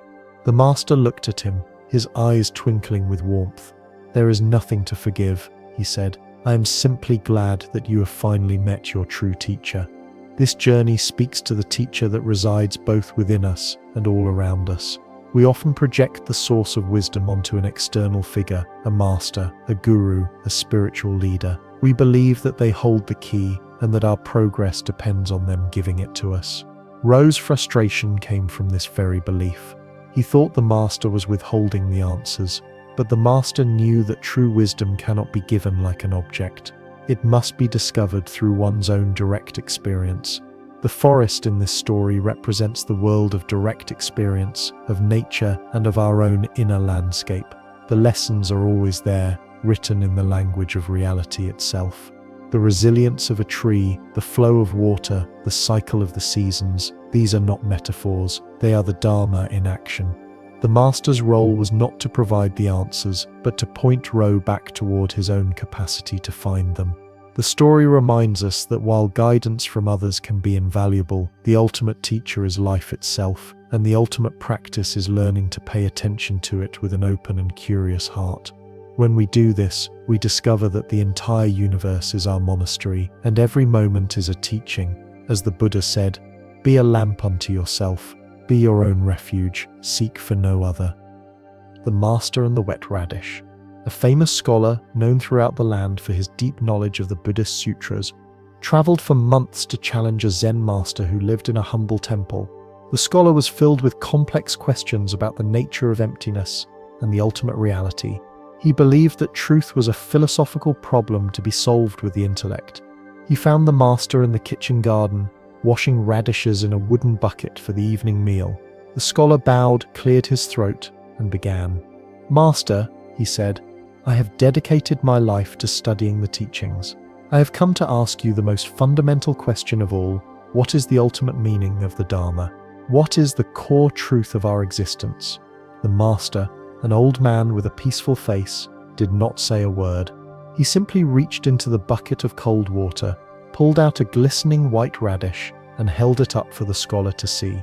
The scholar stared, bewildered. He waited for a profound explanation, a quote from a sacred text, a philosophical discourse. But the master just stood there, silently holding the radish. The scholar's mind raced, trying to find a hidden symbolic meaning. Was the white color meant to represent purity?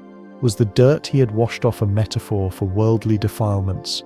Seeing the scholar's confusion, a young novice who was passing by smiled and whispered to him, "The master is not asking you to think about the radish. He is asking you to see the radish." In that moment, the scholar understood. He had been so lost in his abstract ideas about ultimate truth that he had missed the truth that was right in front of him, the simple, undeniable, miraculous reality of a wet radish in the cool air. This is the heart of the Zen path, a return to direct, unmediated experience. We often seek truth as if it is a hidden concept, a complex idea that we must figure out with our minds. We get lost in books, theories, and spiritual jargon, believing that understanding will come from more thinking. But the Master's silent gesture points to a different kind of knowing. True understanding is not in our thoughts about reality, it is in our direct contact with reality itself. The crispness of the radish, the feeling of the cold water, the simple act of washing, this is it. There is no other more spiritual reality hiding somewhere else. The sacred is not separate from the ordinary, it is found in the heart of the ordinary when we meet it with our full attention. The meaning of life is not a grand answer to a question. It is the life that is living itself right here, right now, in this very simple, very real, and very profound moment. As the Zen master Linji said, the miracle is not to walk on water, the miracle is to walk on the green earth. The river and the two monks, the wise elder Tanzan and the young novice Izai, were on a long pilgrimage. They traveled for many hours in silence, their robes damp from the morning mist. They came upon a wide, muddy river where the bridge had been washed away. A young woman in a beautiful silk kimono stood there, distressed, unable to cross without ruining her fine clothes. Without a word, Tanzan, the elder monk, lifted the woman in his arms, carried her across the rushing river, and set her down gently on the other side. She bowed, and he bowed in return. Then the two monks continued their journey. For the next 5 hours, the young novice Izai was silent, but his mind was a whirlwind. He was agitated and judgmental. Their monastic vows strictly forbade them from touching a woman. How could his master, a man he so revered, have broken such a fundamental rule so casually? The transgression played over and over in his mind, growing heavier with each step. Finally, as they approached their destination for the night, Izai could contain his turmoil no longer. "Master Tanzan," he burst out, his voice tight with accusation. "We are monks. We are not to go near women, especially not young and lovely ones. It is dangerous. Why did you do that? Why did you carry that woman across the river?" Tanzan looked at the young monk, his face full of compassion. He smiled gently and replied, "I set that woman down by the river hours ago. Why are you still carrying her?" Izai stood frozen, the weight of his own thoughts suddenly feeling heavier than the woman ever could have. He realized his master had carried her for only a moment, but he had been carrying her in his mind all afternoon.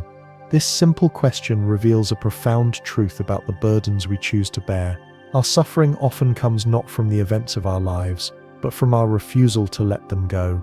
We cling to past hurts, replay old grievances, and carry our judgments like heavy stones in our hearts. The past is finished, yet we allow it to live on within us, draining our energy and poisoning our present peace. Tanzan's wisdom was in his ability to be fully present for what was needed in the moment, an act of simple compassion, and then to release it completely once it was over.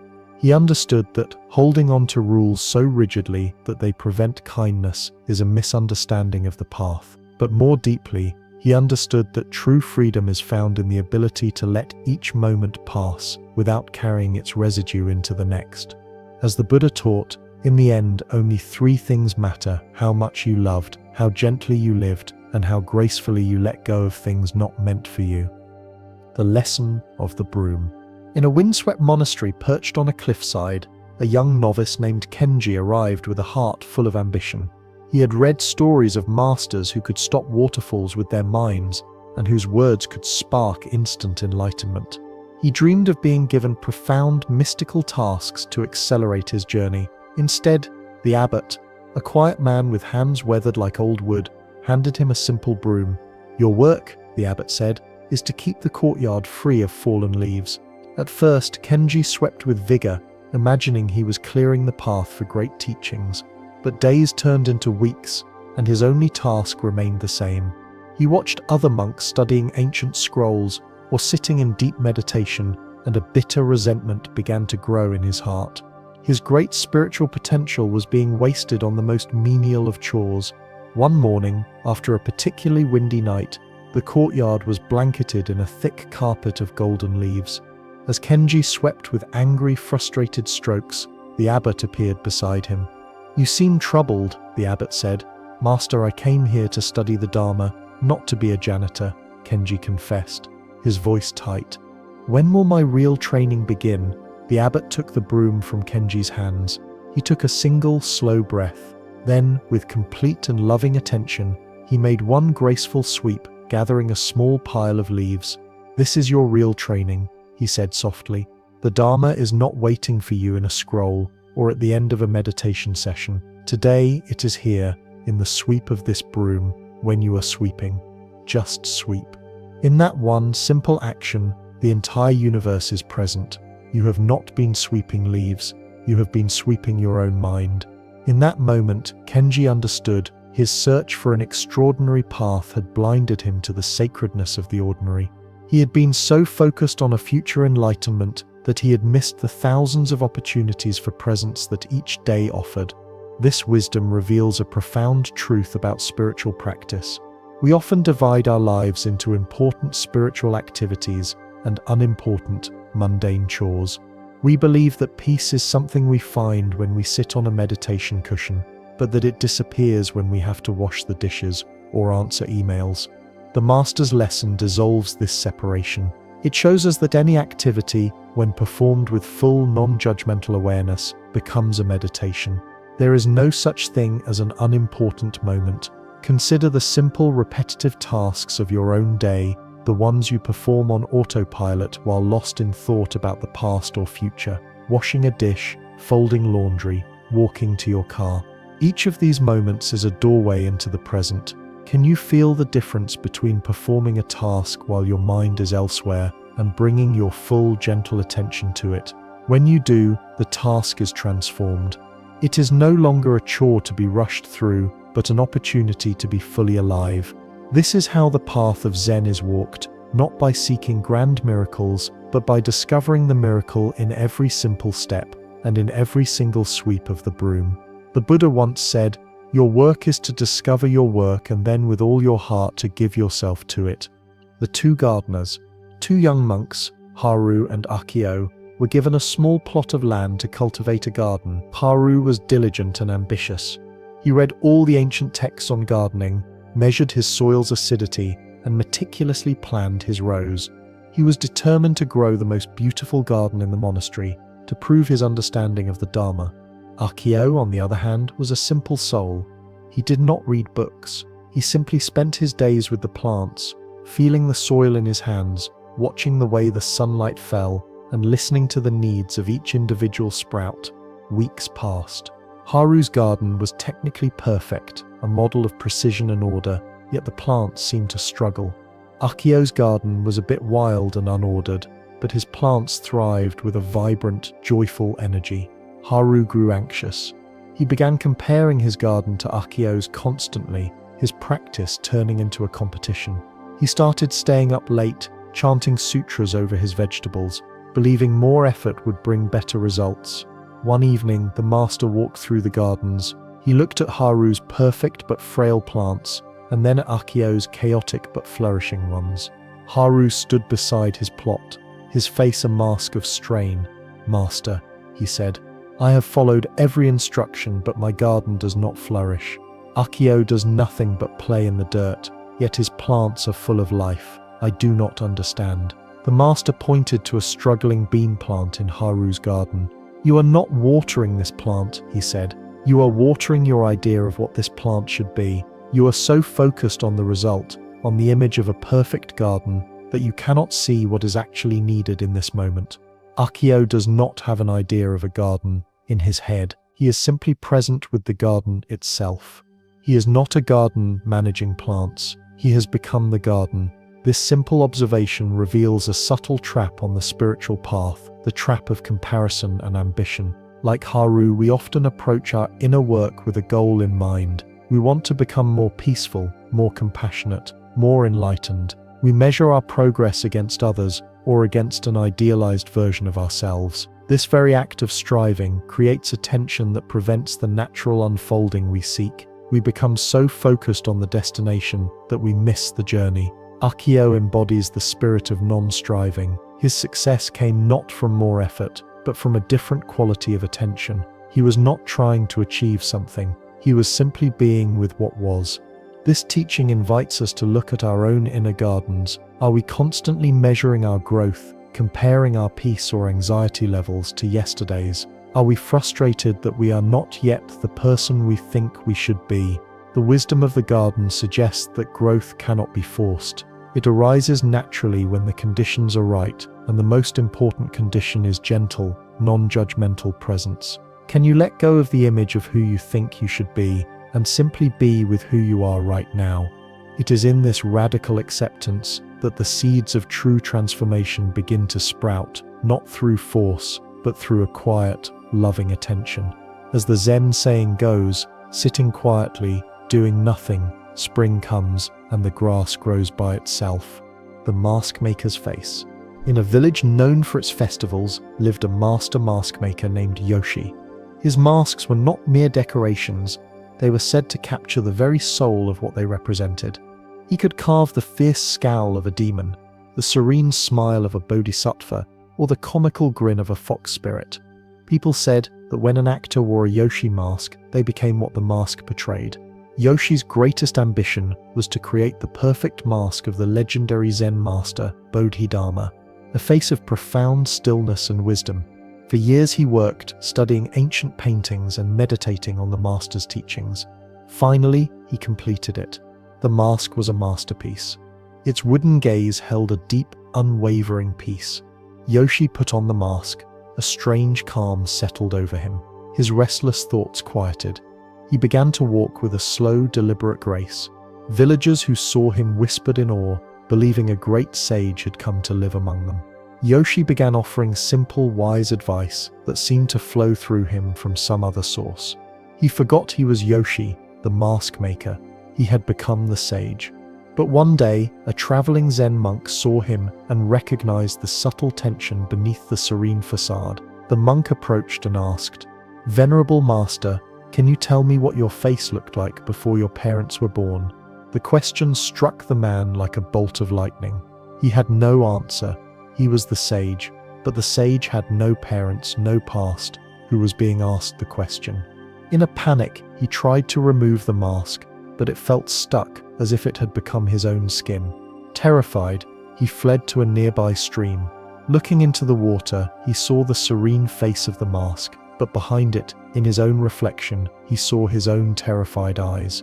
With a great cry, he finally tore the mask from his face. He sat there for a long time, feeling the simple, unadorned skin of his own cheeks, the face that was neither a craftsman nor a sage, but simply his own.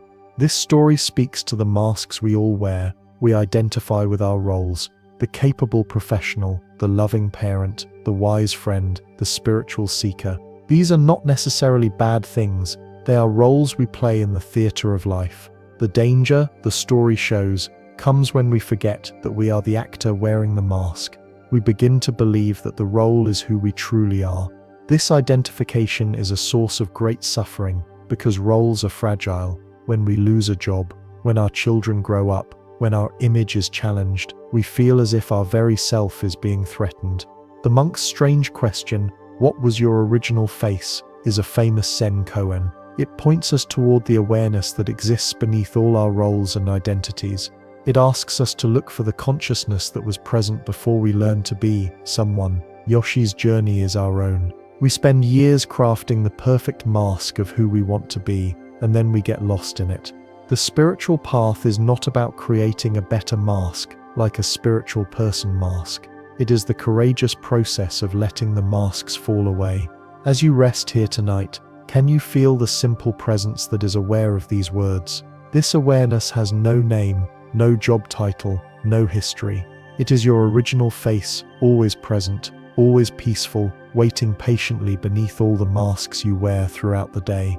As the great Zen master Dogen said, to study the Buddha way is to study the self. To study the self is to forget the self. The master's cup of tea. A young nobleman, plagued by worries about the future and regrets about the past, sought the counsel of a Zen master. He was ushered into a simple tea room where the master sat, calm and unhurried. "Master," the nobleman began, his words tumbling out in a rush, "my mind gives me no rest. I am tormented by a mistake I made last year, and I am terrified of a decision I must make next month. I am never here. I am always lost in yesterday or tomorrow.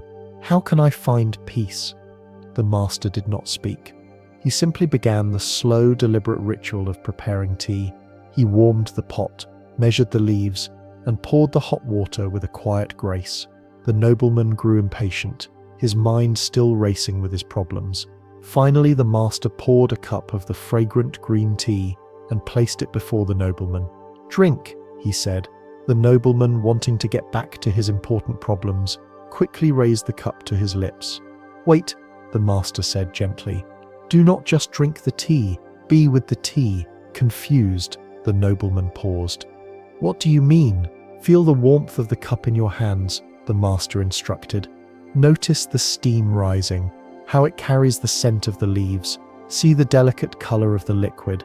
Now take a sip, but do not swallow it immediately. Let the taste rest on your tongue. Is it bitter? Is it sweet? Is it earthy?" The nobleman followed the instructions. For the first time, he was not thinking about his past or his future. His entire universe had contracted to the simple, vivid experience of the tea in his mouth. The warmth, the flavor, the aroma. It was all right here, right now. A profound sense of calm washed over him. He looked at the master, his eyes wide with discovery. "You see," the master said with a smile, "you cannot be in the past or the future when you are truly tasting your tea. Peace is not something you find by solving the problems of yesterday or tomorrow. Peace is what is here, when you arrive fully in the present moment. Your life is a series of moments. If you miss this one, you miss your life." This encounter reveals one of the most fundamental teachings of Buddhism, the power of the present moment. Like the nobleman, most of us spend our lives mentally absent. Our bodies are here, but our minds are lost in replays of the past or rehearsals for the future. This mental time travel is the source of almost all our anxiety and regret. The past is a memory, and the future is a fantasy. The only place where life actually happens is now. The master's instruction to be with the tea is a lesson in mindfulness. Mindfulness is the gentle practice of returning our attention again and again to the raw, unfiltered experience of the present. It is not about stopping our thoughts, but about anchoring our awareness in our senses. The feeling of our feet on the floor, the sound of the wind, the taste of our food, these are all anchors to the now. The beauty of this practice is its simplicity. You don't need a special time or place. You can practice being present while doing anything. As you listen to these words, can you feel the gentle rise and fall of your own breath? Can you feel the weight of your body, fully supported? In this simple noticing, you have come home to the present moment. And in this moment, there are no problems from the past or future. There is only this breath, this feeling, this stillness. The Buddha taught, do not dwell in the past. Do not dream of the future. Concentrate the mind on the present moment. The sound of the marketplace. A monastery was built near the edge of a busy city. One of its younger monks, Ryota, was in constant despair. All day, the sounds of the marketplace drifted over the monastery walls. The shouting of merchants, the haggling of customers, the cries of children, the clatter of wagon wheels. "Master, it is impossible to meditate here." Ryota complained to the abbot. "This noise is a constant distraction. It invades my mind and shatters my peace. How can we find silence in such a place?" The abbot led Ryota to the monastery's bell tower. "I will strike the bell," he said.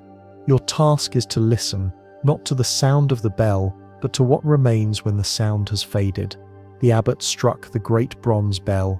A deep, resonant tone filled the air, washing over the sounds of the marketplace. The sound was so powerful, it seemed to vibrate in Ryota's bones.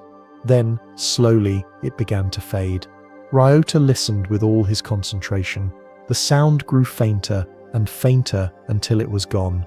And in the space left behind, he heard something he had never noticed before, a profound, deep silence that was not an absence of noise, but a living presence. The sounds of the marketplace were still there, but now they seemed to be floating within this vast silence, like birds flying through an endless sky. They no longer felt like an intrusion. "You see," the abbot said, "you were trying to fight the noise, to push it away. That is why it had so much power over you. The secret is not to seek a place where there is no noise, but to find the silence that is underneath all noise. This silence is your true nature. It is always here. The sounds of the world cannot touch it." This story offers a revolutionary approach to dealing with the distractions of our lives, whether they are external noises or the internal noise of our own thoughts. Like Ryota, we often believe that peace is a fragile state that can only exist in perfect, silent conditions. We seek to eliminate distractions, to control our environment, and to quiet our minds by force. This approach is a constant struggle because life is inherently noisy and the mind is naturally active. The abbot's lesson points to a different kind of peace. It is not a peace that depends on the absence of disturbance, but a peace that can coexist with disturbance. The silence Ryota discovered was not the opposite of sound. It was the background, the context in which all sounds arise and pass away. This is a metaphor for our own awareness. Our awareness is like that deep silence, or like an endless sky. Thoughts, emotions, and sensations are like the clouds or the sounds of the marketplace. They appear within awareness, but they cannot harm or fundamentally change the nature of awareness itself. The practice, then, is not to get rid of the clouds, but to shift our identification to the sky. When we rest as the witnessing awareness, the noise of the mind no longer feels so personal or so threatening. As you lie here, you may notice thoughts drifting through your mind. You don't need to push them away. Can you simply let them be, like distant sounds floating through a vast, peaceful silence? As the Buddha said, just as a solid rock is not shaken by the storm, so are the wise not affected by praise or blame. The gift of the single lamp. A great festival was held at a temple, and it was announced that the Buddha would be giving a teaching. In the evening, the temple grounds were to be lit by thousands of oil lamps offered by devotees. Wealthy patrons and nobles arrived, each trying to outdo the other. They brought huge, ornate lamps with enough oil to burn for days, their servants carrying them in grand processions. They wanted their generosity to be seen by all, and especially by the Buddha. Among the crowd was a poor old woman who owned nothing in the world except the clothes on her back. She had spent the entire day begging and had managed to collect only a single small copper coin. She took her coin to an oil merchant. "I wish to make an offering to the Buddha," she said. "Please, can I buy a tiny amount of oil?" The merchant, seeing her sincere devotion, felt pity and gave her more oil than her coin was worth, along with a simple, small clay lamp. The old woman took her humble gift to the temple. She found a quiet, out-of-the-way corner and carefully lit her lamp. As she did, she made a silent vow, "I have nothing to offer but this tiny light. But may its merit help to illuminate the darkness of ignorance for all living beings." That night, a great wind swept through the temple grounds. One by one, the huge, magnificent lamps of the wealthy patrons were blown out. The wind howled and gusted, extinguishing every flame until only one light remained, burning steadily and brightly in its quiet corner, the small lamp of the old woman. The monks tried to put it out, believing the ceremony was over, but they could not. It continued to burn through the night and was still alight at dawn. The Buddha then explained to his disciples that this one small lamp held more power than all the others combined, because it was offered with a pure heart and represented the entirety of what she had to give. This story teaches us about the true nature of generosity and intention. We often measure the value of a gift by its size or monetary worth. We think that a grand gesture is more meaningful than a small one. The Buddha's teaching turns this worldly logic on its head. The true value of an action lies not in its external appearance, but in the quality of the intention behind it. The wealthy patrons gave out of their abundance, and perhaps out of a desire for recognition and status. Their offering, while large, represented only a tiny fraction of what they possessed.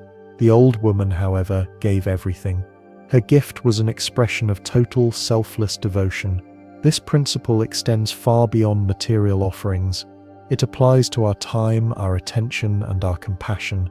A few moments of fully present, heartfelt listening can be a far greater gift to someone than hours of distracted, obligatory time. A small act of kindness done with no expectation of reward holds more spiritual weight than a grand public act of charity done for praise. The story invites us to examine our own motivations. When we give, are we giving freely from the heart, or are we hoping for something in return? Appreciation, recognition, or a feeling of self-importance? The lesson of the single lamp is that it is not how much you give, but how much of yourself is in the giving, that truly matters. Even the smallest act, when offered with a pure and boundless heart, can illuminate the world. As the Buddha taught, give, even if you only have a little. The Sand Garden and the Storm. A monk named Kenzan devoted himself to the art of the Zen sand garden.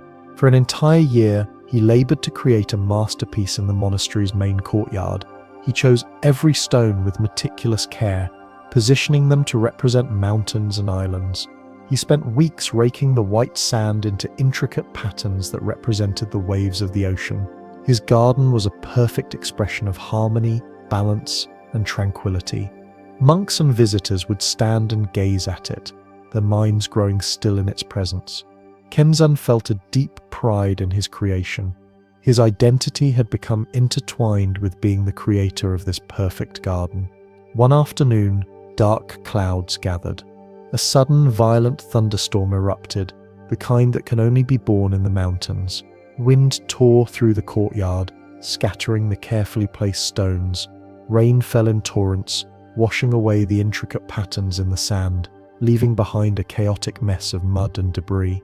When the storm passed, Kenzan stared at the ruin of his year's work. His heart was shattered. Everything he had worked for, everything he had identified with, was destroyed in a matter of minutes. He fell to his knees in despair, his face buried in his hands. His master came and stood beside him, placing a gentle hand on his shoulder. "Now," the master said, his voice calm amidst the wreckage, "your real work can begin. You spent a year creating a garden of outer peace, which is fragile and can be destroyed by any storm.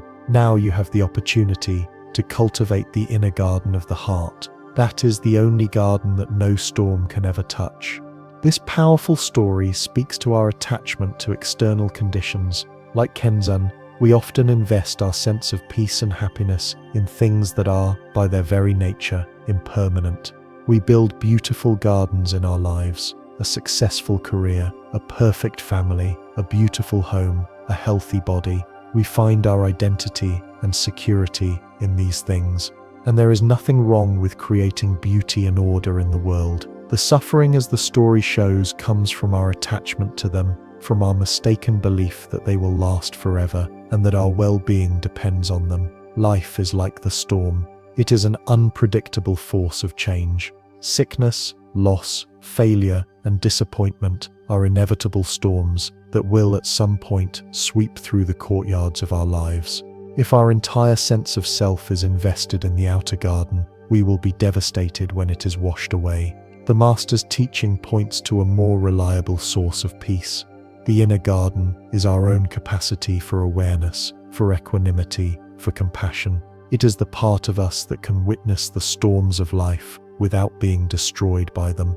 The practice of meditation is the cultivation of this inner garden. Each time we sit quietly and watch the weather of our thoughts and emotions pass by without getting swept away, we are strengthening our inner resilience. The destruction of Kenzan's outer garden was a painful but profound gift. It forced him to look for a source of beauty and peace that could not be taken away. As the Buddha said, all conditioned things are impermanent. Strive on with diligence. Chasing the moon's reflection. A young, earnest student named Sota was obsessed with the idea of enlightenment. He read every sutra, practiced meditation for hours each day, and constantly questioned his master, trying to grasp the concept of Buddha nature.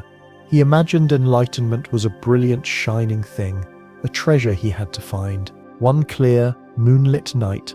The master took Sota for a walk by a still lake. The full moon hung in the black sky like a perfect lantern, and its reflection shone on the water's surface, a disk of pure silver light. Sota gasped at its beauty. "That is it," he whispered excitedly. "That is what enlightenment must be like. So pure, so bright. I must have it." Before the master could stop him, Sota waded into the cold water. He began trying to catch the moon's reflection in his hands. He would scoop up the water, but the moon would break into 1,000 shimmering pieces, only to reform when the water stilled. He tried to gather it, to hold it, but it was impossible. The more he thrashed and struggled, the more distorted the reflection became. Finally, shivering and frustrated, he turned to the master. "It is no use. I cannot grasp it. It keeps slipping through my fingers." The master did not look at the water. He simply pointed one finger up at the sky. "You are working too hard," he said, "and you are looking in the wrong place. Stop chasing the reflection. The real moon has been right above you all along." Sota looked up, and in that moment, seeing the true moon in the sky and understanding the futility of his chasing, his mind grew still. He realized he had been pursuing a concept, an image of enlightenment, rather than recognizing the simple, ever-present reality. This timeless story reveals the nature of spiritual seeking. Like Sota, we often turn the idea of peace or enlightenment into an object of desire. We create a mental image of what it should be, and then we spend our lives chasing that image. We read books about peace, attend workshops on happiness, and strive to have spiritual experiences, all in an effort to grasp the reflection. The reflection can be beautiful and inspiring, but it is not the real thing. It is a concept, a pointer. The master's simple gesture of pointing to the sky is the essence of all Zen teaching. It directs our attention away from our concepts and ideas and back to the direct, immediate reality. The real moon represents our own innate awareness, our own Buddha nature. It is not something we need to achieve, acquire, or grasp. It is already here, shining quietly in the sky of our own consciousness. It is the very awareness that is hearing these words right now. Our striving, our chasing, and our conceptualizing are what churn up the water, making the reflection difficult to see clearly. The practice then is to simply stop, to stop chasing, to stop struggling, and to look up, to rest in the simple, knowing presence that is our true nature. When we do this, we discover that what we were seeking in the distance has been with us from the very beginning. As the Zen master Bankei said, "Don't be deluded by the reflection of the moon in the water. The real moon is in the sky." The sky of the mind.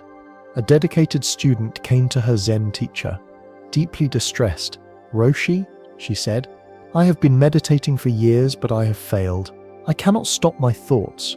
My mind is filled with clouds of worry, planning, and memory. I try to push them away, but more just keep coming. My mind is never clear. I will never find peace." The Roshi, an elderly woman with a kind smile, led the student outside and had her lie down in a field of soft grass. "Look up," she said.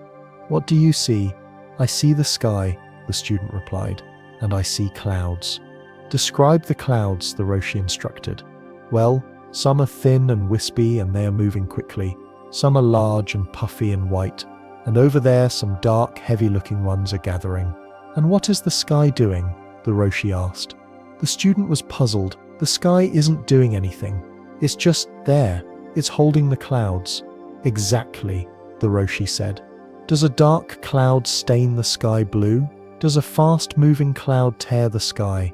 When the clouds are gone, is the sky scarred or damaged?" "No, of course not," the student said, a glimmer of understanding in her eyes. "Your mind," the Roshi said gently, "is like that sky. Your true nature, your awareness, is vast, open, and clear. Your thoughts and emotions are like the clouds. They drift in, they take different shapes and colors, and they drift out again. You have been trying to be a cloud chaser, fighting with the weather. The secret is to stop identifying with the clouds and to rest as the sky. The sky does not fight the clouds. It simply allows them to be, knowing that they are temporary visitors who cannot harm its true nature." This teaching offers a profound shift in how we relate to our own minds. Most of us experience our thoughts as me. We believe we are our worries, our judgments, our sadness. We get caught up in the drama of the clouds and forget the vast, peaceful sky that is our essential nature.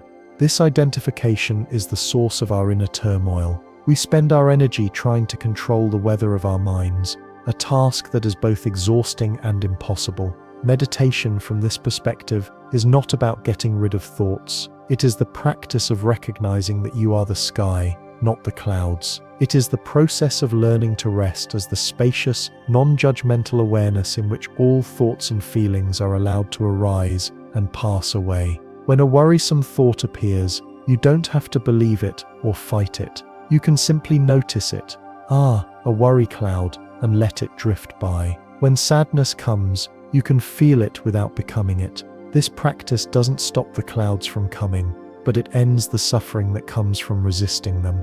There is a deep peace in realizing that no matter how stormy the weather of your mind may seem, the vast, clear sky of your awareness is always present, always untouched, always whole. As the Buddha taught, the mind is the forerunner of all things. By changing our relationship to the mind, we change our entire world.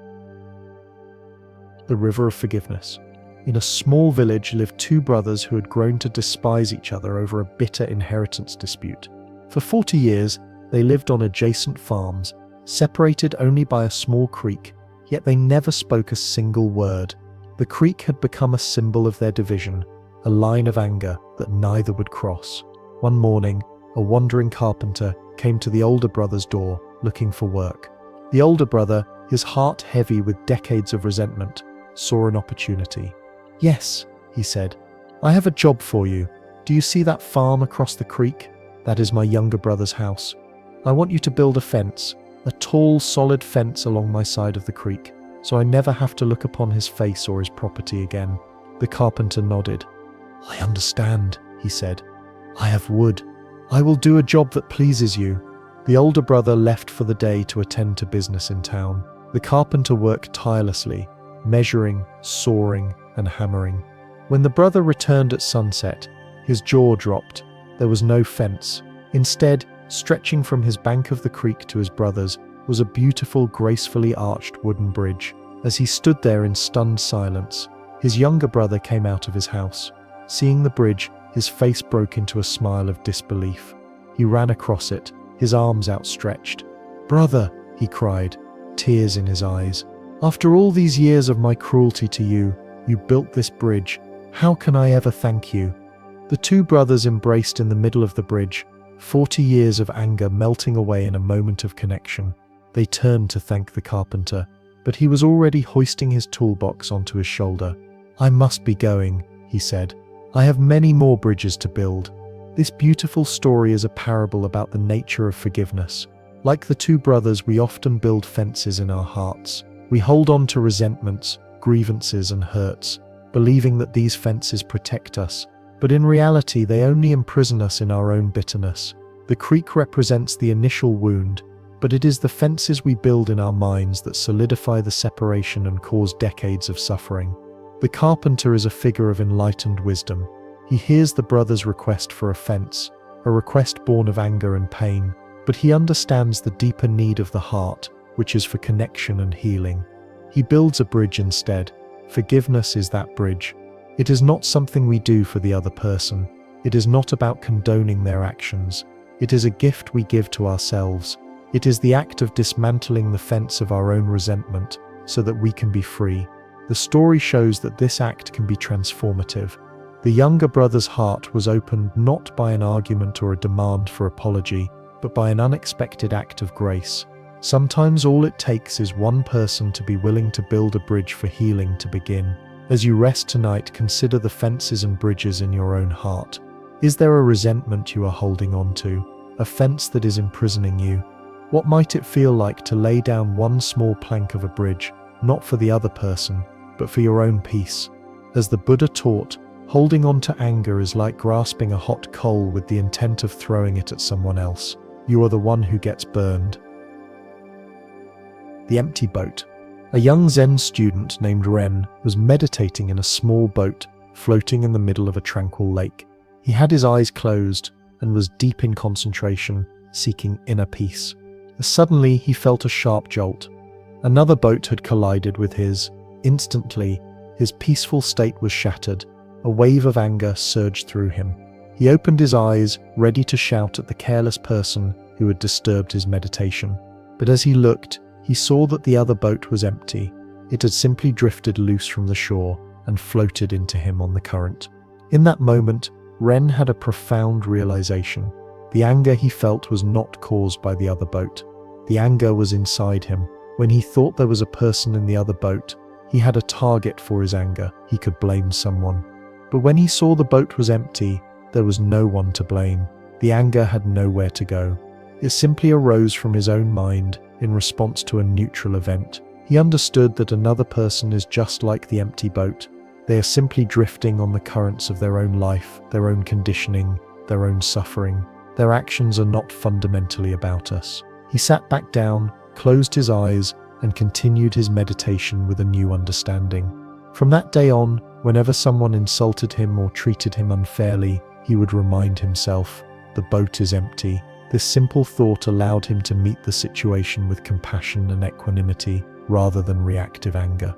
The deeper teaching of this story, this famous Zen story, offers one of the most practical and transformative teachings for dealing with interpersonal conflict. It reveals that our emotional reactions, particularly anger and resentment, are not caused by external events or other people. They are generated within our own minds. The student's initial reaction is one all of us recognize. When something unpleasant happens, our first instinct is to find someone to blame. This act of blaming gives us a false sense of control and a target for our frustration. The empty boat is a powerful metaphor for seeing reality more clearly. When we realize there is no one home in the other boat, that the other person's actions are the result of their own complex history, fears, and unconscious patterns, just like a boat drifting on the current, it becomes much harder to take their actions personally. This doesn't mean their actions are excused, but it frees us from the prison of our own reactivity. The anger, the blame, and the resentment are the real sources of our suffering, not the initial event.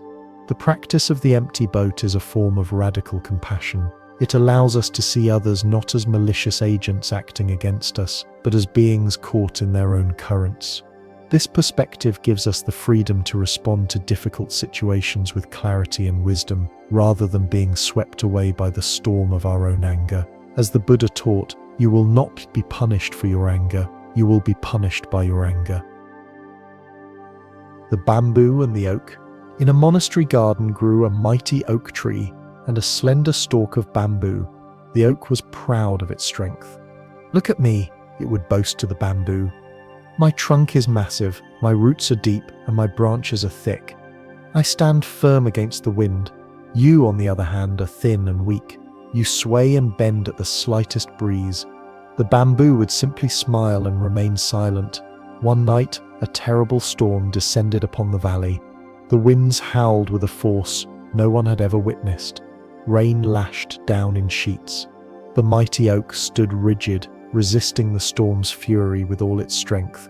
It strained and groaned, its branches thrashing against the wind, refusing to yield a single inch. The slender bamboo, however, did not resist. It bowed low to the ground, its flexible stalk yielding completely to the power of the wind. It allowed the gale to pass over it, offering no opposition. The next morning, the storm had passed. The monks came out to survey the damage. They found the mighty oak tree, once so proud and strong, split down the middle, its massive branches shattered and strewn across the garden. It had fought the storm and lost. A few feet away, the slender bamboo stood tall once more, dripping with rain but completely unharmed. It had not fought the storm, it had danced with it. The abbot gathered his students around the fallen oak. "Remember this," he said. "Your ego is like the oak, rigid and proud. It believes its strength lies in resistance and control. But true strength, the strength of the spirit, is like the bamboo. It is flexible, yielding, and resilient. In the great storms of life, it is not the one who stands most rigidly, but the one who can bend the most gracefully, that will endure. The deeper teaching of this story.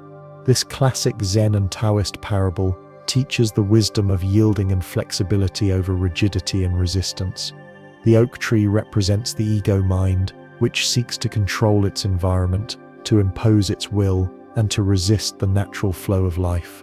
It derives its sense of security from being solid, unchanging, and unyielding. This strategy may work in calm weather, but when the inevitable storms of life arrive, loss, failure, sickness, unexpected change, this rigidity becomes a fatal weakness. The bamboo embodies the qualities of a wise and awakened mind. Its strength is not in opposition, but in adaptation. By yielding, it preserves its integrity. This is not a lesson in passivity, but in skillful action. The bamboo is still rooted, still alive, still reaching for the sky, but it understands that some forces are too great to be fought head-on. This teaching invites us to look at the areas in our own lives where we are being like the oak. Are we rigidly holding on to an opinion, an expectation, or a plan? Are we trying to force a situation to bend to our will? The wisdom of the bamboo suggests another way. What would it mean to yield gracefully, to adapt to the changing circumstances, to find strength in flexibility?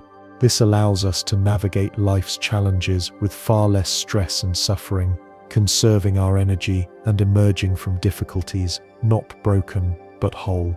As Lao Tzu wrote in the Tao Te Ching, the soft and yielding overcome the hard and strong. The forest of a single leaf. A monk named Ananda was struggling with feelings of loneliness and separation. Despite living in a community of practitioners, he felt isolated, as if he were a solitary island in a vast ocean. He confided in his master, "I feel disconnected from the world, as if my practice and my life are separate from everything else." The master led Ananda to an ancient banyan tree in the forest. He plucked a single vibrant green leaf from one of its branches and handed it to the monk. "Your task," the master said, "is to meditate on this leaf until you see the entire universe within it." Ananda was skeptical, but he sat beneath the tree and held the leaf in his palm. At first he saw only a leaf, its veins, its stem, its serrated edge. But as he sat for hours, his mind growing quieter, his perception began to deepen. He looked at the leaf and saw the branch it came from, and then the trunk of the great tree itself. He saw the roots reaching deep into the dark, rich soil. He saw the soil, and in the soil, he saw the decayed leaves of past seasons that had nourished it. He saw the rain that had fallen from the sky to water the roots. He saw the clouds that had carried the rain. He saw the sun, whose light was essential for the leaf's greenness through the miracle of photosynthesis. He saw the wind that had made the leaf dance. He saw the insects that might have nibbled its edges. He saw the person who had planted the tree generations ago. He saw that if he were to remove the sun, the clouds, the soil, or the rain from his perception, the leaf could not exist. The leaf was made of everything that was not leaf. The entire forest, the entire sky, the entire earth was present in that single, simple leaf. When he looked up, the feeling of separation was gone. He was not an island. He was the leaf connected to everything. The deeper teaching of this story. This story beautifully illustrates the core Buddhist teaching of interconnectedness, or what the Zen master Thich Nhat Hanh called interbeing. We are conditioned to see the world as a collection of separate, independent objects. We see a person, a tree, a cloud. We see me here and you over there. This perception of separateness is the foundation of loneliness, fear, and conflict. The master's instruction guides Ananda beyond this superficial view into a deeper reality. The meditation on the leaf reveals that nothing exists by itself. Everything co-arises with everything else. The leaf is made of sunshine, rain, earth, and air. In the same way, we are made of non-us elements. We are made of our parents and ancestors, of the food we have eaten, the air we breathe, the education we have received, and the culture we live in. The idea of a separate, isolated self is a mental construction, an illusion. When we see this clearly, our perspective shifts dramatically. Loneliness becomes impossible. because we realize we are never truly alone. We are intrinsically connected to all of life. Compassion arises naturally because we understand that harming another is, in a very real sense, harming ourselves. This understanding is not just a philosophical concept, it is a lived experience that can bring profound peace and a sense of belonging to the universe. As Thich Nhat Hanh wrote, "You are not a drop in the ocean, you are the entire ocean in a drop." The melting snowflake. One winter morning, a master and his young disciple, a boy of 7, were walking in the monastery garden. A fresh snow had fallen overnight, blanketing the world in a pristine silence. The boy was filled with wonder. He looked at the intricate patterns of the frost on a pine needle and the way the snow cushioned the sound of their footsteps. He caught a single, perfect snowflake on the dark wool of his glove. "Master, look," he whispered in awe. "It is so beautiful. I have never seen anything so perfect. I want to keep it forever." He carefully cupped his hand around the snowflake, trying to protect it from the warmth of his own body and the rising sun. The master sat down on a snow-covered bench and watched the boy. "It is indeed beautiful," he said. "Its perfection is a gift of this moment." The boy kept his hand tightly closed, peeking inside every few seconds. He saw with growing sadness that the delicate, crystalline arms of the snowflake were beginning to lose their shape. The perfect jewel was becoming a simple drop of water. "It's going away," he cried, his eyes filling with tears. "I am losing it." The master gently took the boy's hand and helped him open it. A single, clear droplet of water lay in his palm, reflecting the vast blue sky above. "You have not lost it," the master said softly. "You have only witnessed its true nature. Its beauty was never in being a solid thing, but in its graceful journey from sky to water. To love it is to let it be what it is, a visitor for a moment. By trying to hold on to it, you are feeling the pain of resisting its journey. By letting it go, you can see the beauty of what it has become." He pointed to the sky, "And you can be ready to receive the next one," the deeper teaching of this story. This gentle story offers a simple, powerful lesson on the Buddhist principle of impermanence, anicca, and the suffering that arises from attachment. The boy's desire to keep the snowflake forever is a reflection of our own deep-seated human tendency to cling to pleasant experiences, to people we love, and to moments of beauty, wishing they would never change. This clinging is the root of much of our sorrow. Life, like the snowflake, is a process of constant flow and transformation. Nothing is static. To resist this flow is to create suffering for ourselves. The boy's pain came not from the snowflake melting, but from his expectation that it should not melt. The master's wisdom lies in pointing out that the beauty of the snowflake is inseparable from its transient nature. You cannot have one without the other. This teaching encourages us to shift our perspective from grasping to appreciating. Instead of trying to freeze moments in time, we can learn to savor them more fully precisely because we know they will not last. This applies to everything in our lives: a joyful gathering, a beautiful season, a cherished relationship, even our own youth. When we learn to love things for what they are, impermanent and ever-changing, we can experience them with gratitude rather than anxiety. We learn to open our hands to life, allowing experiences to come and go, just like the endless fall of snow. As the Buddha said, the root of suffering is attachment. The lesson of the gatekeeper. A young monk named Jinsei traveled for weeks to study at a famous monastery, renowned for its wise and compassionate abbot.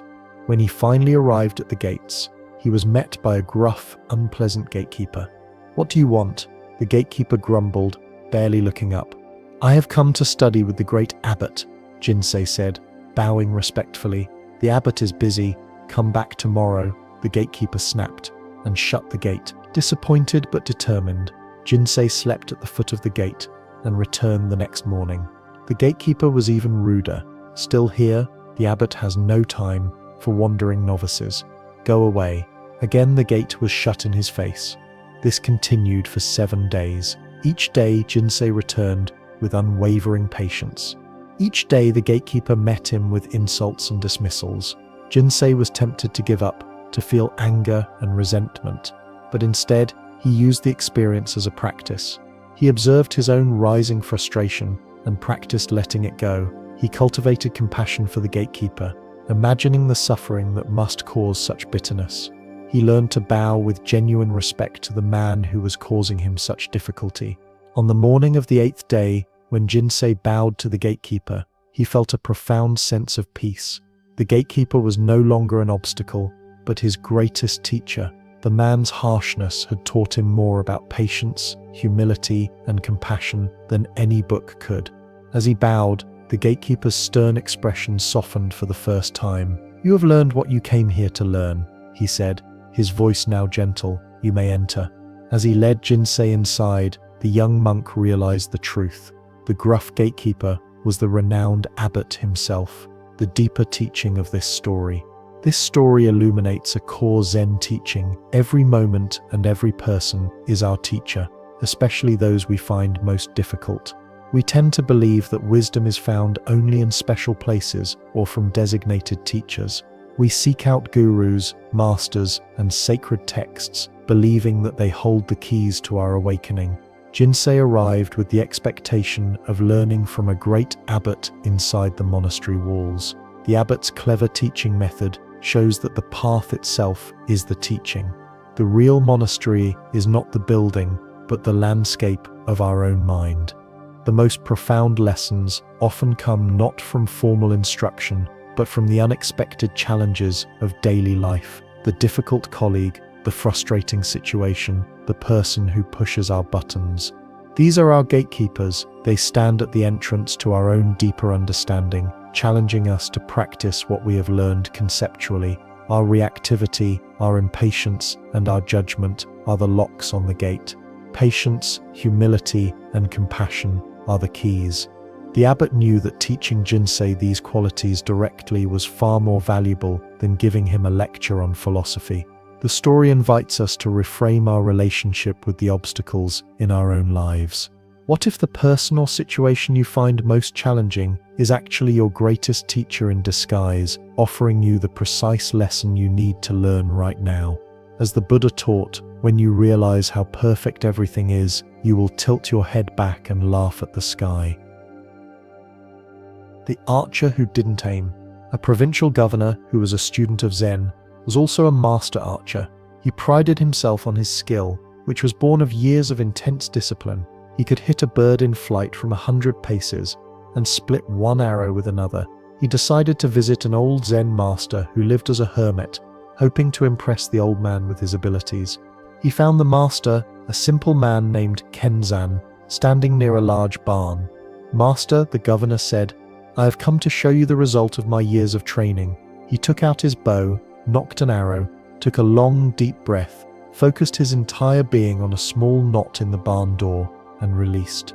The arrow flew true and struck the knot dead center. With a proud smile, he fired another, splitting the first. "A fine display of technique," Kenzan said calmly, without a trace of admiration. "But it is the archery of the ego. Now let me show you." Kenzan picked up a rustic, unvarnished bow. He fumbled with the arrow, nocked it awkwardly, and then, to the governor's astonishment, he closed his eyes. He stood for a long moment, simply breathing. He was not aiming. He was not focusing. He seemed to be listening. Then, with a fluid, effortless motion, he drew the bow and released the arrow. It flew in a graceful arc and landed in the center of the same knot right beside the governor's arrows. The governor was speechless. "But you did not aim," he stammered. "Your eyes were closed." "How is this possible?" Kenzan smiled. "When you shoot, there is you, the bow, the arrow, and the target.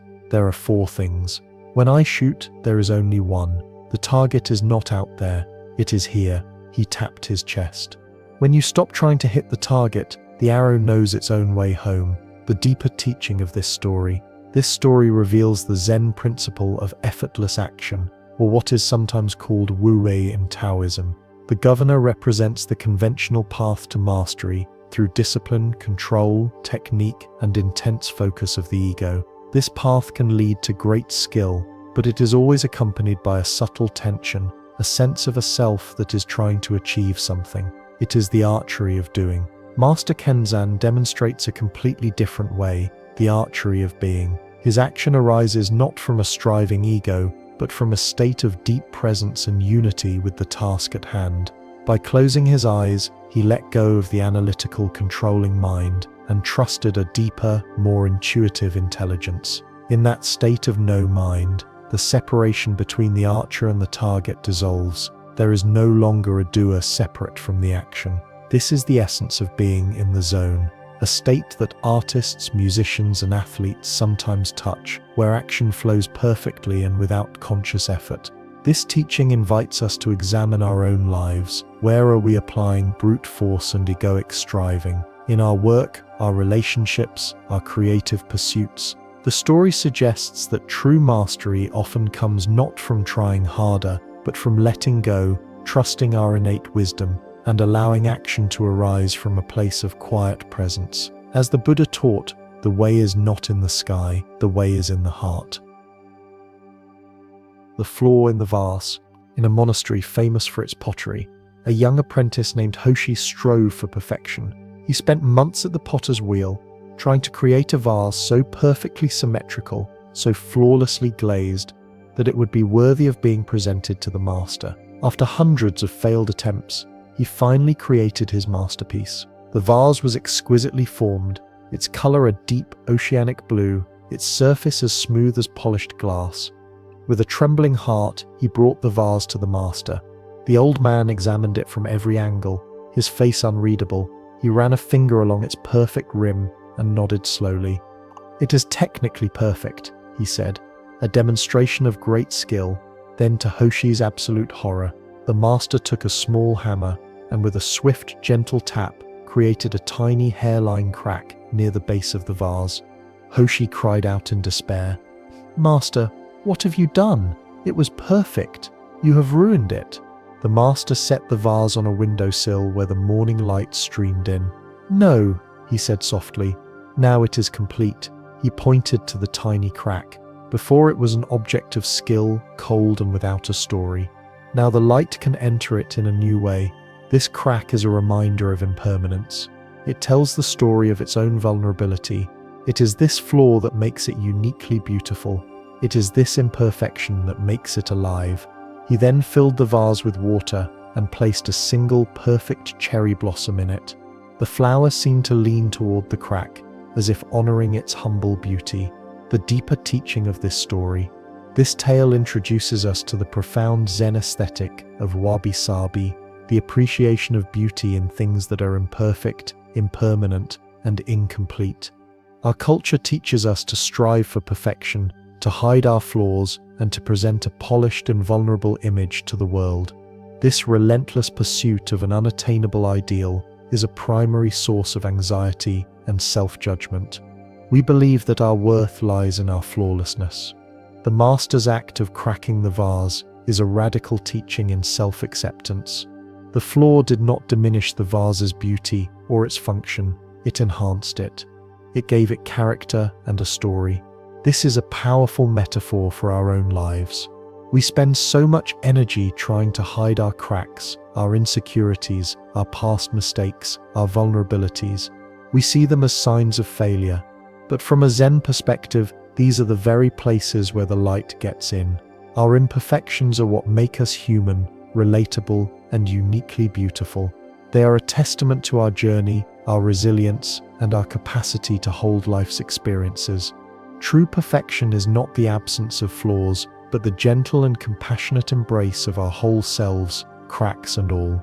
When we can accept our own imperfections, we also become more accepting of the imperfections in others and in the world around us, leading to a more compassionate and peaceful existence. As the Zen master Suzuki Roshi said, "Each of you is perfect the way you are, and you can use a little improvement." The farmer and the worried monk. A young monk, deeply troubled by the teaching of impermanence, lived in constant anxiety. He worried that the monastery roof would leak when it rained, that the winter would be too cold, and that the food stores would run out. His mind was a storm of what-ifs. His master, seeing his distress, sent him to live for a month with a simple farmer who lived at the foot of the mountain. Learn from him, was all the master said. The monk was perplexed. What could a simple farmer teach him about the Dharma? Nevertheless, he obeyed. He found the farmer to be a quiet, weathered man who worked from sunrise to sunset. The first week, the monk saw dark clouds gathering in the distance. "Friend farmer," he said nervously, "a great storm is coming. The winds could tear the roof from your house, and the rain could flood your fields. Are you not terrified?" The farmer looked at the clouds, then at his roof. "The thatch is old," he agreed, and without another word he spent the rest of the day gathering new straw and mending the roof. The next week, a cold snap descended from the mountains. "The frost will kill your young shoots," the monk exclaimed, shivering. "All your work will be for nothing. Does this not fill you with dread?" The farmer looked at his tender plants. "The frost is sharp," he agreed. He then spent the evening building small, protective covers for his most vulnerable sprouts.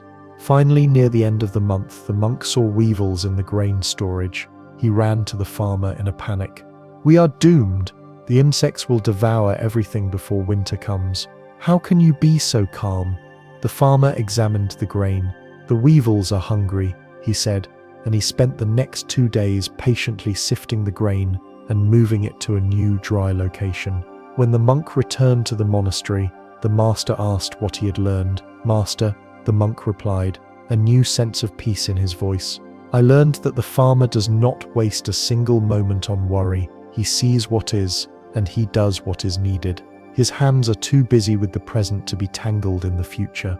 The deeper teaching of this story beautifully illustrates the difference between worry and wise attention. The monk's mind was caught in a cycle of suffering created by his resistance to reality. He saw potential problems and reacted with fear and anxiety. His mental energy was consumed by imagining negative futures, which left him paralyzed and distressed. The farmer, on the other hand, lived in complete harmony with the present moment. He did not ignore potential problems, but he did not suffer over them either. He practiced what Zen Buddhism calls mindful action. Worry is the act of mentally rehearsing a future you do not want. It has no power to change the outcome, but it has immense power to destroy your peace in the present. The farmer demonstrates that the antidote to worry is not denial, but grounded, present moment action. He saw the clouds and mended the roof. He felt the cold and protected his plants. His response was always rooted in what was actually happening, not in catastrophic stories about what might happen. This is the essence of mindfulness in daily life. It is the practice of meeting each moment with clear-seeing awareness and responding with what is necessary, without the added layer of emotional turmoil. Our anxiety often comes from the gap between our desire for control and the reality that much of life is uncontrollable. The farmer teaches us to focus on what we can control, our response in this very moment. As the Buddha said, if you have a problem that can be fixed, then there is no need to worry. If you have a problem that cannot be fixed, then there is no use in worrying. The rich merchant's empty bowl. A wealthy merchant named Jin, who owned more silk and jade than he could count, heard tales of a Zen master who lived in a simple hut and was said to possess a great treasure. Consumed by a desire to own everything of value, Jin made the long journey to the master's dwelling. He found the old man sitting outside, mending a worn robe. "Master," Jin said, bowing impatiently, "I have heard you possess a treasure of unimaginable worth. I will pay you any price you name for it. My storehouses are overflowing with gold." The master looked up, his eyes clear and calm. He reached beside him and picked up his simple wooden begging bowl, which was empty. "This is my treasure," he said, holding it out to the merchant. Jin scoffed. "That worthless bowl? It is cracked and stained. I could buy 1,000 like it. I am speaking of your true treasure." "Ah," the master said, "you misunderstand.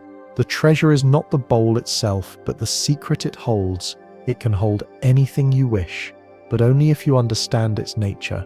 He handed the bowl to Jin. "Take it and return when you have filled it with what truly matters." Jin, bewildered but intrigued, took the bowl.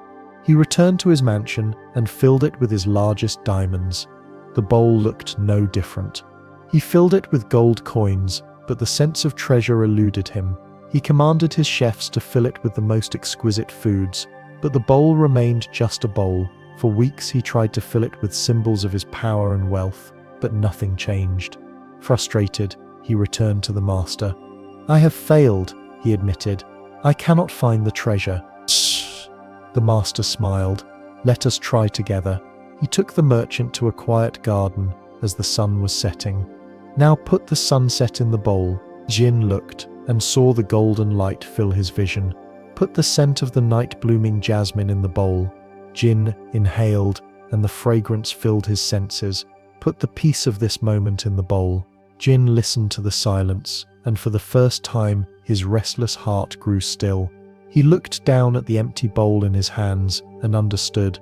The treasure was not something he could own, but the capacity to receive the simple, priceless gifts of the present moment. The deeper teaching of this story. This tale illuminates the fundamental Buddhist teaching on desire and contentment. We are conditioned to believe that happiness is something to be acquired from the outside world. Like the merchant Jin, we spend our lives trying to fill our bowls with achievements, possessions, status, and experiences, believing that if we just gather enough, we will finally feel whole and secure. Yet the nature of desire is that it is endless. Each thing we acquire only creates the desire for something more. The master's treasure is the realization that true wealth is not in having more, but in wanting less. It is the discovery that our own awareness, our capacity to experience the present moment, is the only bowl that can ever be truly filled. When we are fully present, we find that this moment, exactly as it is, contains everything we need. The beauty of a sunset, the love of a friend, the simple feeling of being alive. These cannot be owned, but they can be fully experienced. This is the source of true abundance. The empty bowl represents what Zen calls beginner's mind, a mind that is open, receptive, and not already full of its own ideas and desires. It is only with an empty mind that we can truly receive the richness of life. As the Buddha taught, contentment is the greatest wealth. The tale of the whispering stream. In a monastery known for its profound teachings, there lived a young monk named Kaito. Kaito was brilliant, his mind as quick as a hummingbird's wings. He had read all the major sutras and could debate complex points of doctrine for hours. His greatest frustration, however, was his own master, Ryokan, who was known for his long periods of silence. Kaito would approach him with urgent questions about the nature of reality, and Ryokan would simply smile, pour tea, or point to a blossoming tree in the courtyard. One day, Kaito's frustration boiled over. "Master," he said, his voice tight with impatience, "I have spent months asking you for answers, but you offer me only silence. How can I learn if you will not teach me with words?" Master Ryokan stood up and beckoned for Kaito to follow him. They walked without speaking, leaving the monastery grounds and heading toward a small stream that tumbled over mossy rocks in a nearby forest. The master sat on a large, smooth stone and gestured for Kaito to sit beside him. For what felt like an hour, they sat in complete silence, the only sound being the gentle, continuous whisper of the water. Kaito's mind raced with questions and arguments. He was about to speak again when the master simply raised a finger to his lips. Defeated, Kaito finally surrendered. He stopped trying to think of his next question and for the first time simply listened. He heard the water as it moved around the stones, the subtle shift in its tone as it pooled in a small eddy, the quiet rhythm of its endless journey. In that simple sound, he felt a teaching more profound than any words could convey. It spoke of acceptance, of constant change, and of finding the path of least resistance. When he looked at his master, he saw a gentle smile. Ryokan had been teaching him all along, but Kaito had been too busy talking in his own mind to listen. The deeper teaching of this story. This story reveals the profound difference between conceptual knowledge and direct experience. We often believe that understanding comes from accumulating information, from gathering answers and explanations. Zen Buddhism teaches that the deepest truths cannot be captured in words. They must be experienced directly. Kaito's mind was so full of questions and ideas that there was no space to receive the simple, direct teaching of the present moment. His master's silence was not an absence of teaching, but an invitation to find wisdom beyond the noisy thinking mind. Consider your own life. How often do we fill the space around us with noise, with podcasts, conversations, and the endless chatter of our own thoughts, seeking answers to our unease? We believe that if we can just figure things out, we will find peace. The Master's lesson invites us to try a different approach. What happens when we simply allow ourselves to be silent and listen, not just with our ears, but with our whole being? The wind in the trees, the feeling of our breath, the steady rhythm of our own heart, these are all teachers offering lessons in the wordless language of existence. True peace is found not in getting the answers we want, but in resting in the awareness where questions dissolve. As the Buddha said, peace comes from within. Do not seek it without. And so our journey through these quiet gardens of wisdom comes to a rest for tonight. Take a moment now, in the stillness that remains, to simply notice how you feel. Notice the space that has opened up within you, the gentle quiet that has settled in your heart. This tranquility is not something these stories have given you. They have simply helped to clear away the leaves of the day's worries, revealing the peaceful, solid ground of your own being that was here all along. You have walked with monks and masters, with potters and painters, and with kings and hermits. You have seen the beauty in the cracked pot, heard the sermon in a single silent flower, and found a home in a hut with a view of the moon. The deepest teaching woven through all these tales is one of gentle return, a return to the simplicity of your own breath, to the wisdom of your own heart, and to the profound peace that is your truest nature. You have been reminded that your mind is like the sky, vast and untouched by the clouds of thought that drift through it. You have remembered that your greatest strength is not in rigid resistance, but in the gentle yielding of the bamboo. As you now prepare to drift into a deep and healing sleep, let this feeling of quiet acceptance be your vessel. There is nothing left to do, nothing to figure out, and no knot left to untie. The day is complete. The work is done. Feel the weight of your body being held completely, without any effort. Feel your breath as it flows in and out, a gentle, silent tide carrying you toward the shores of rest. Remember that this peace is your true home. You can return to it with any single breath, at any time. It is always here, waiting for you. Thank you for sharing this quiet time. Sleep well.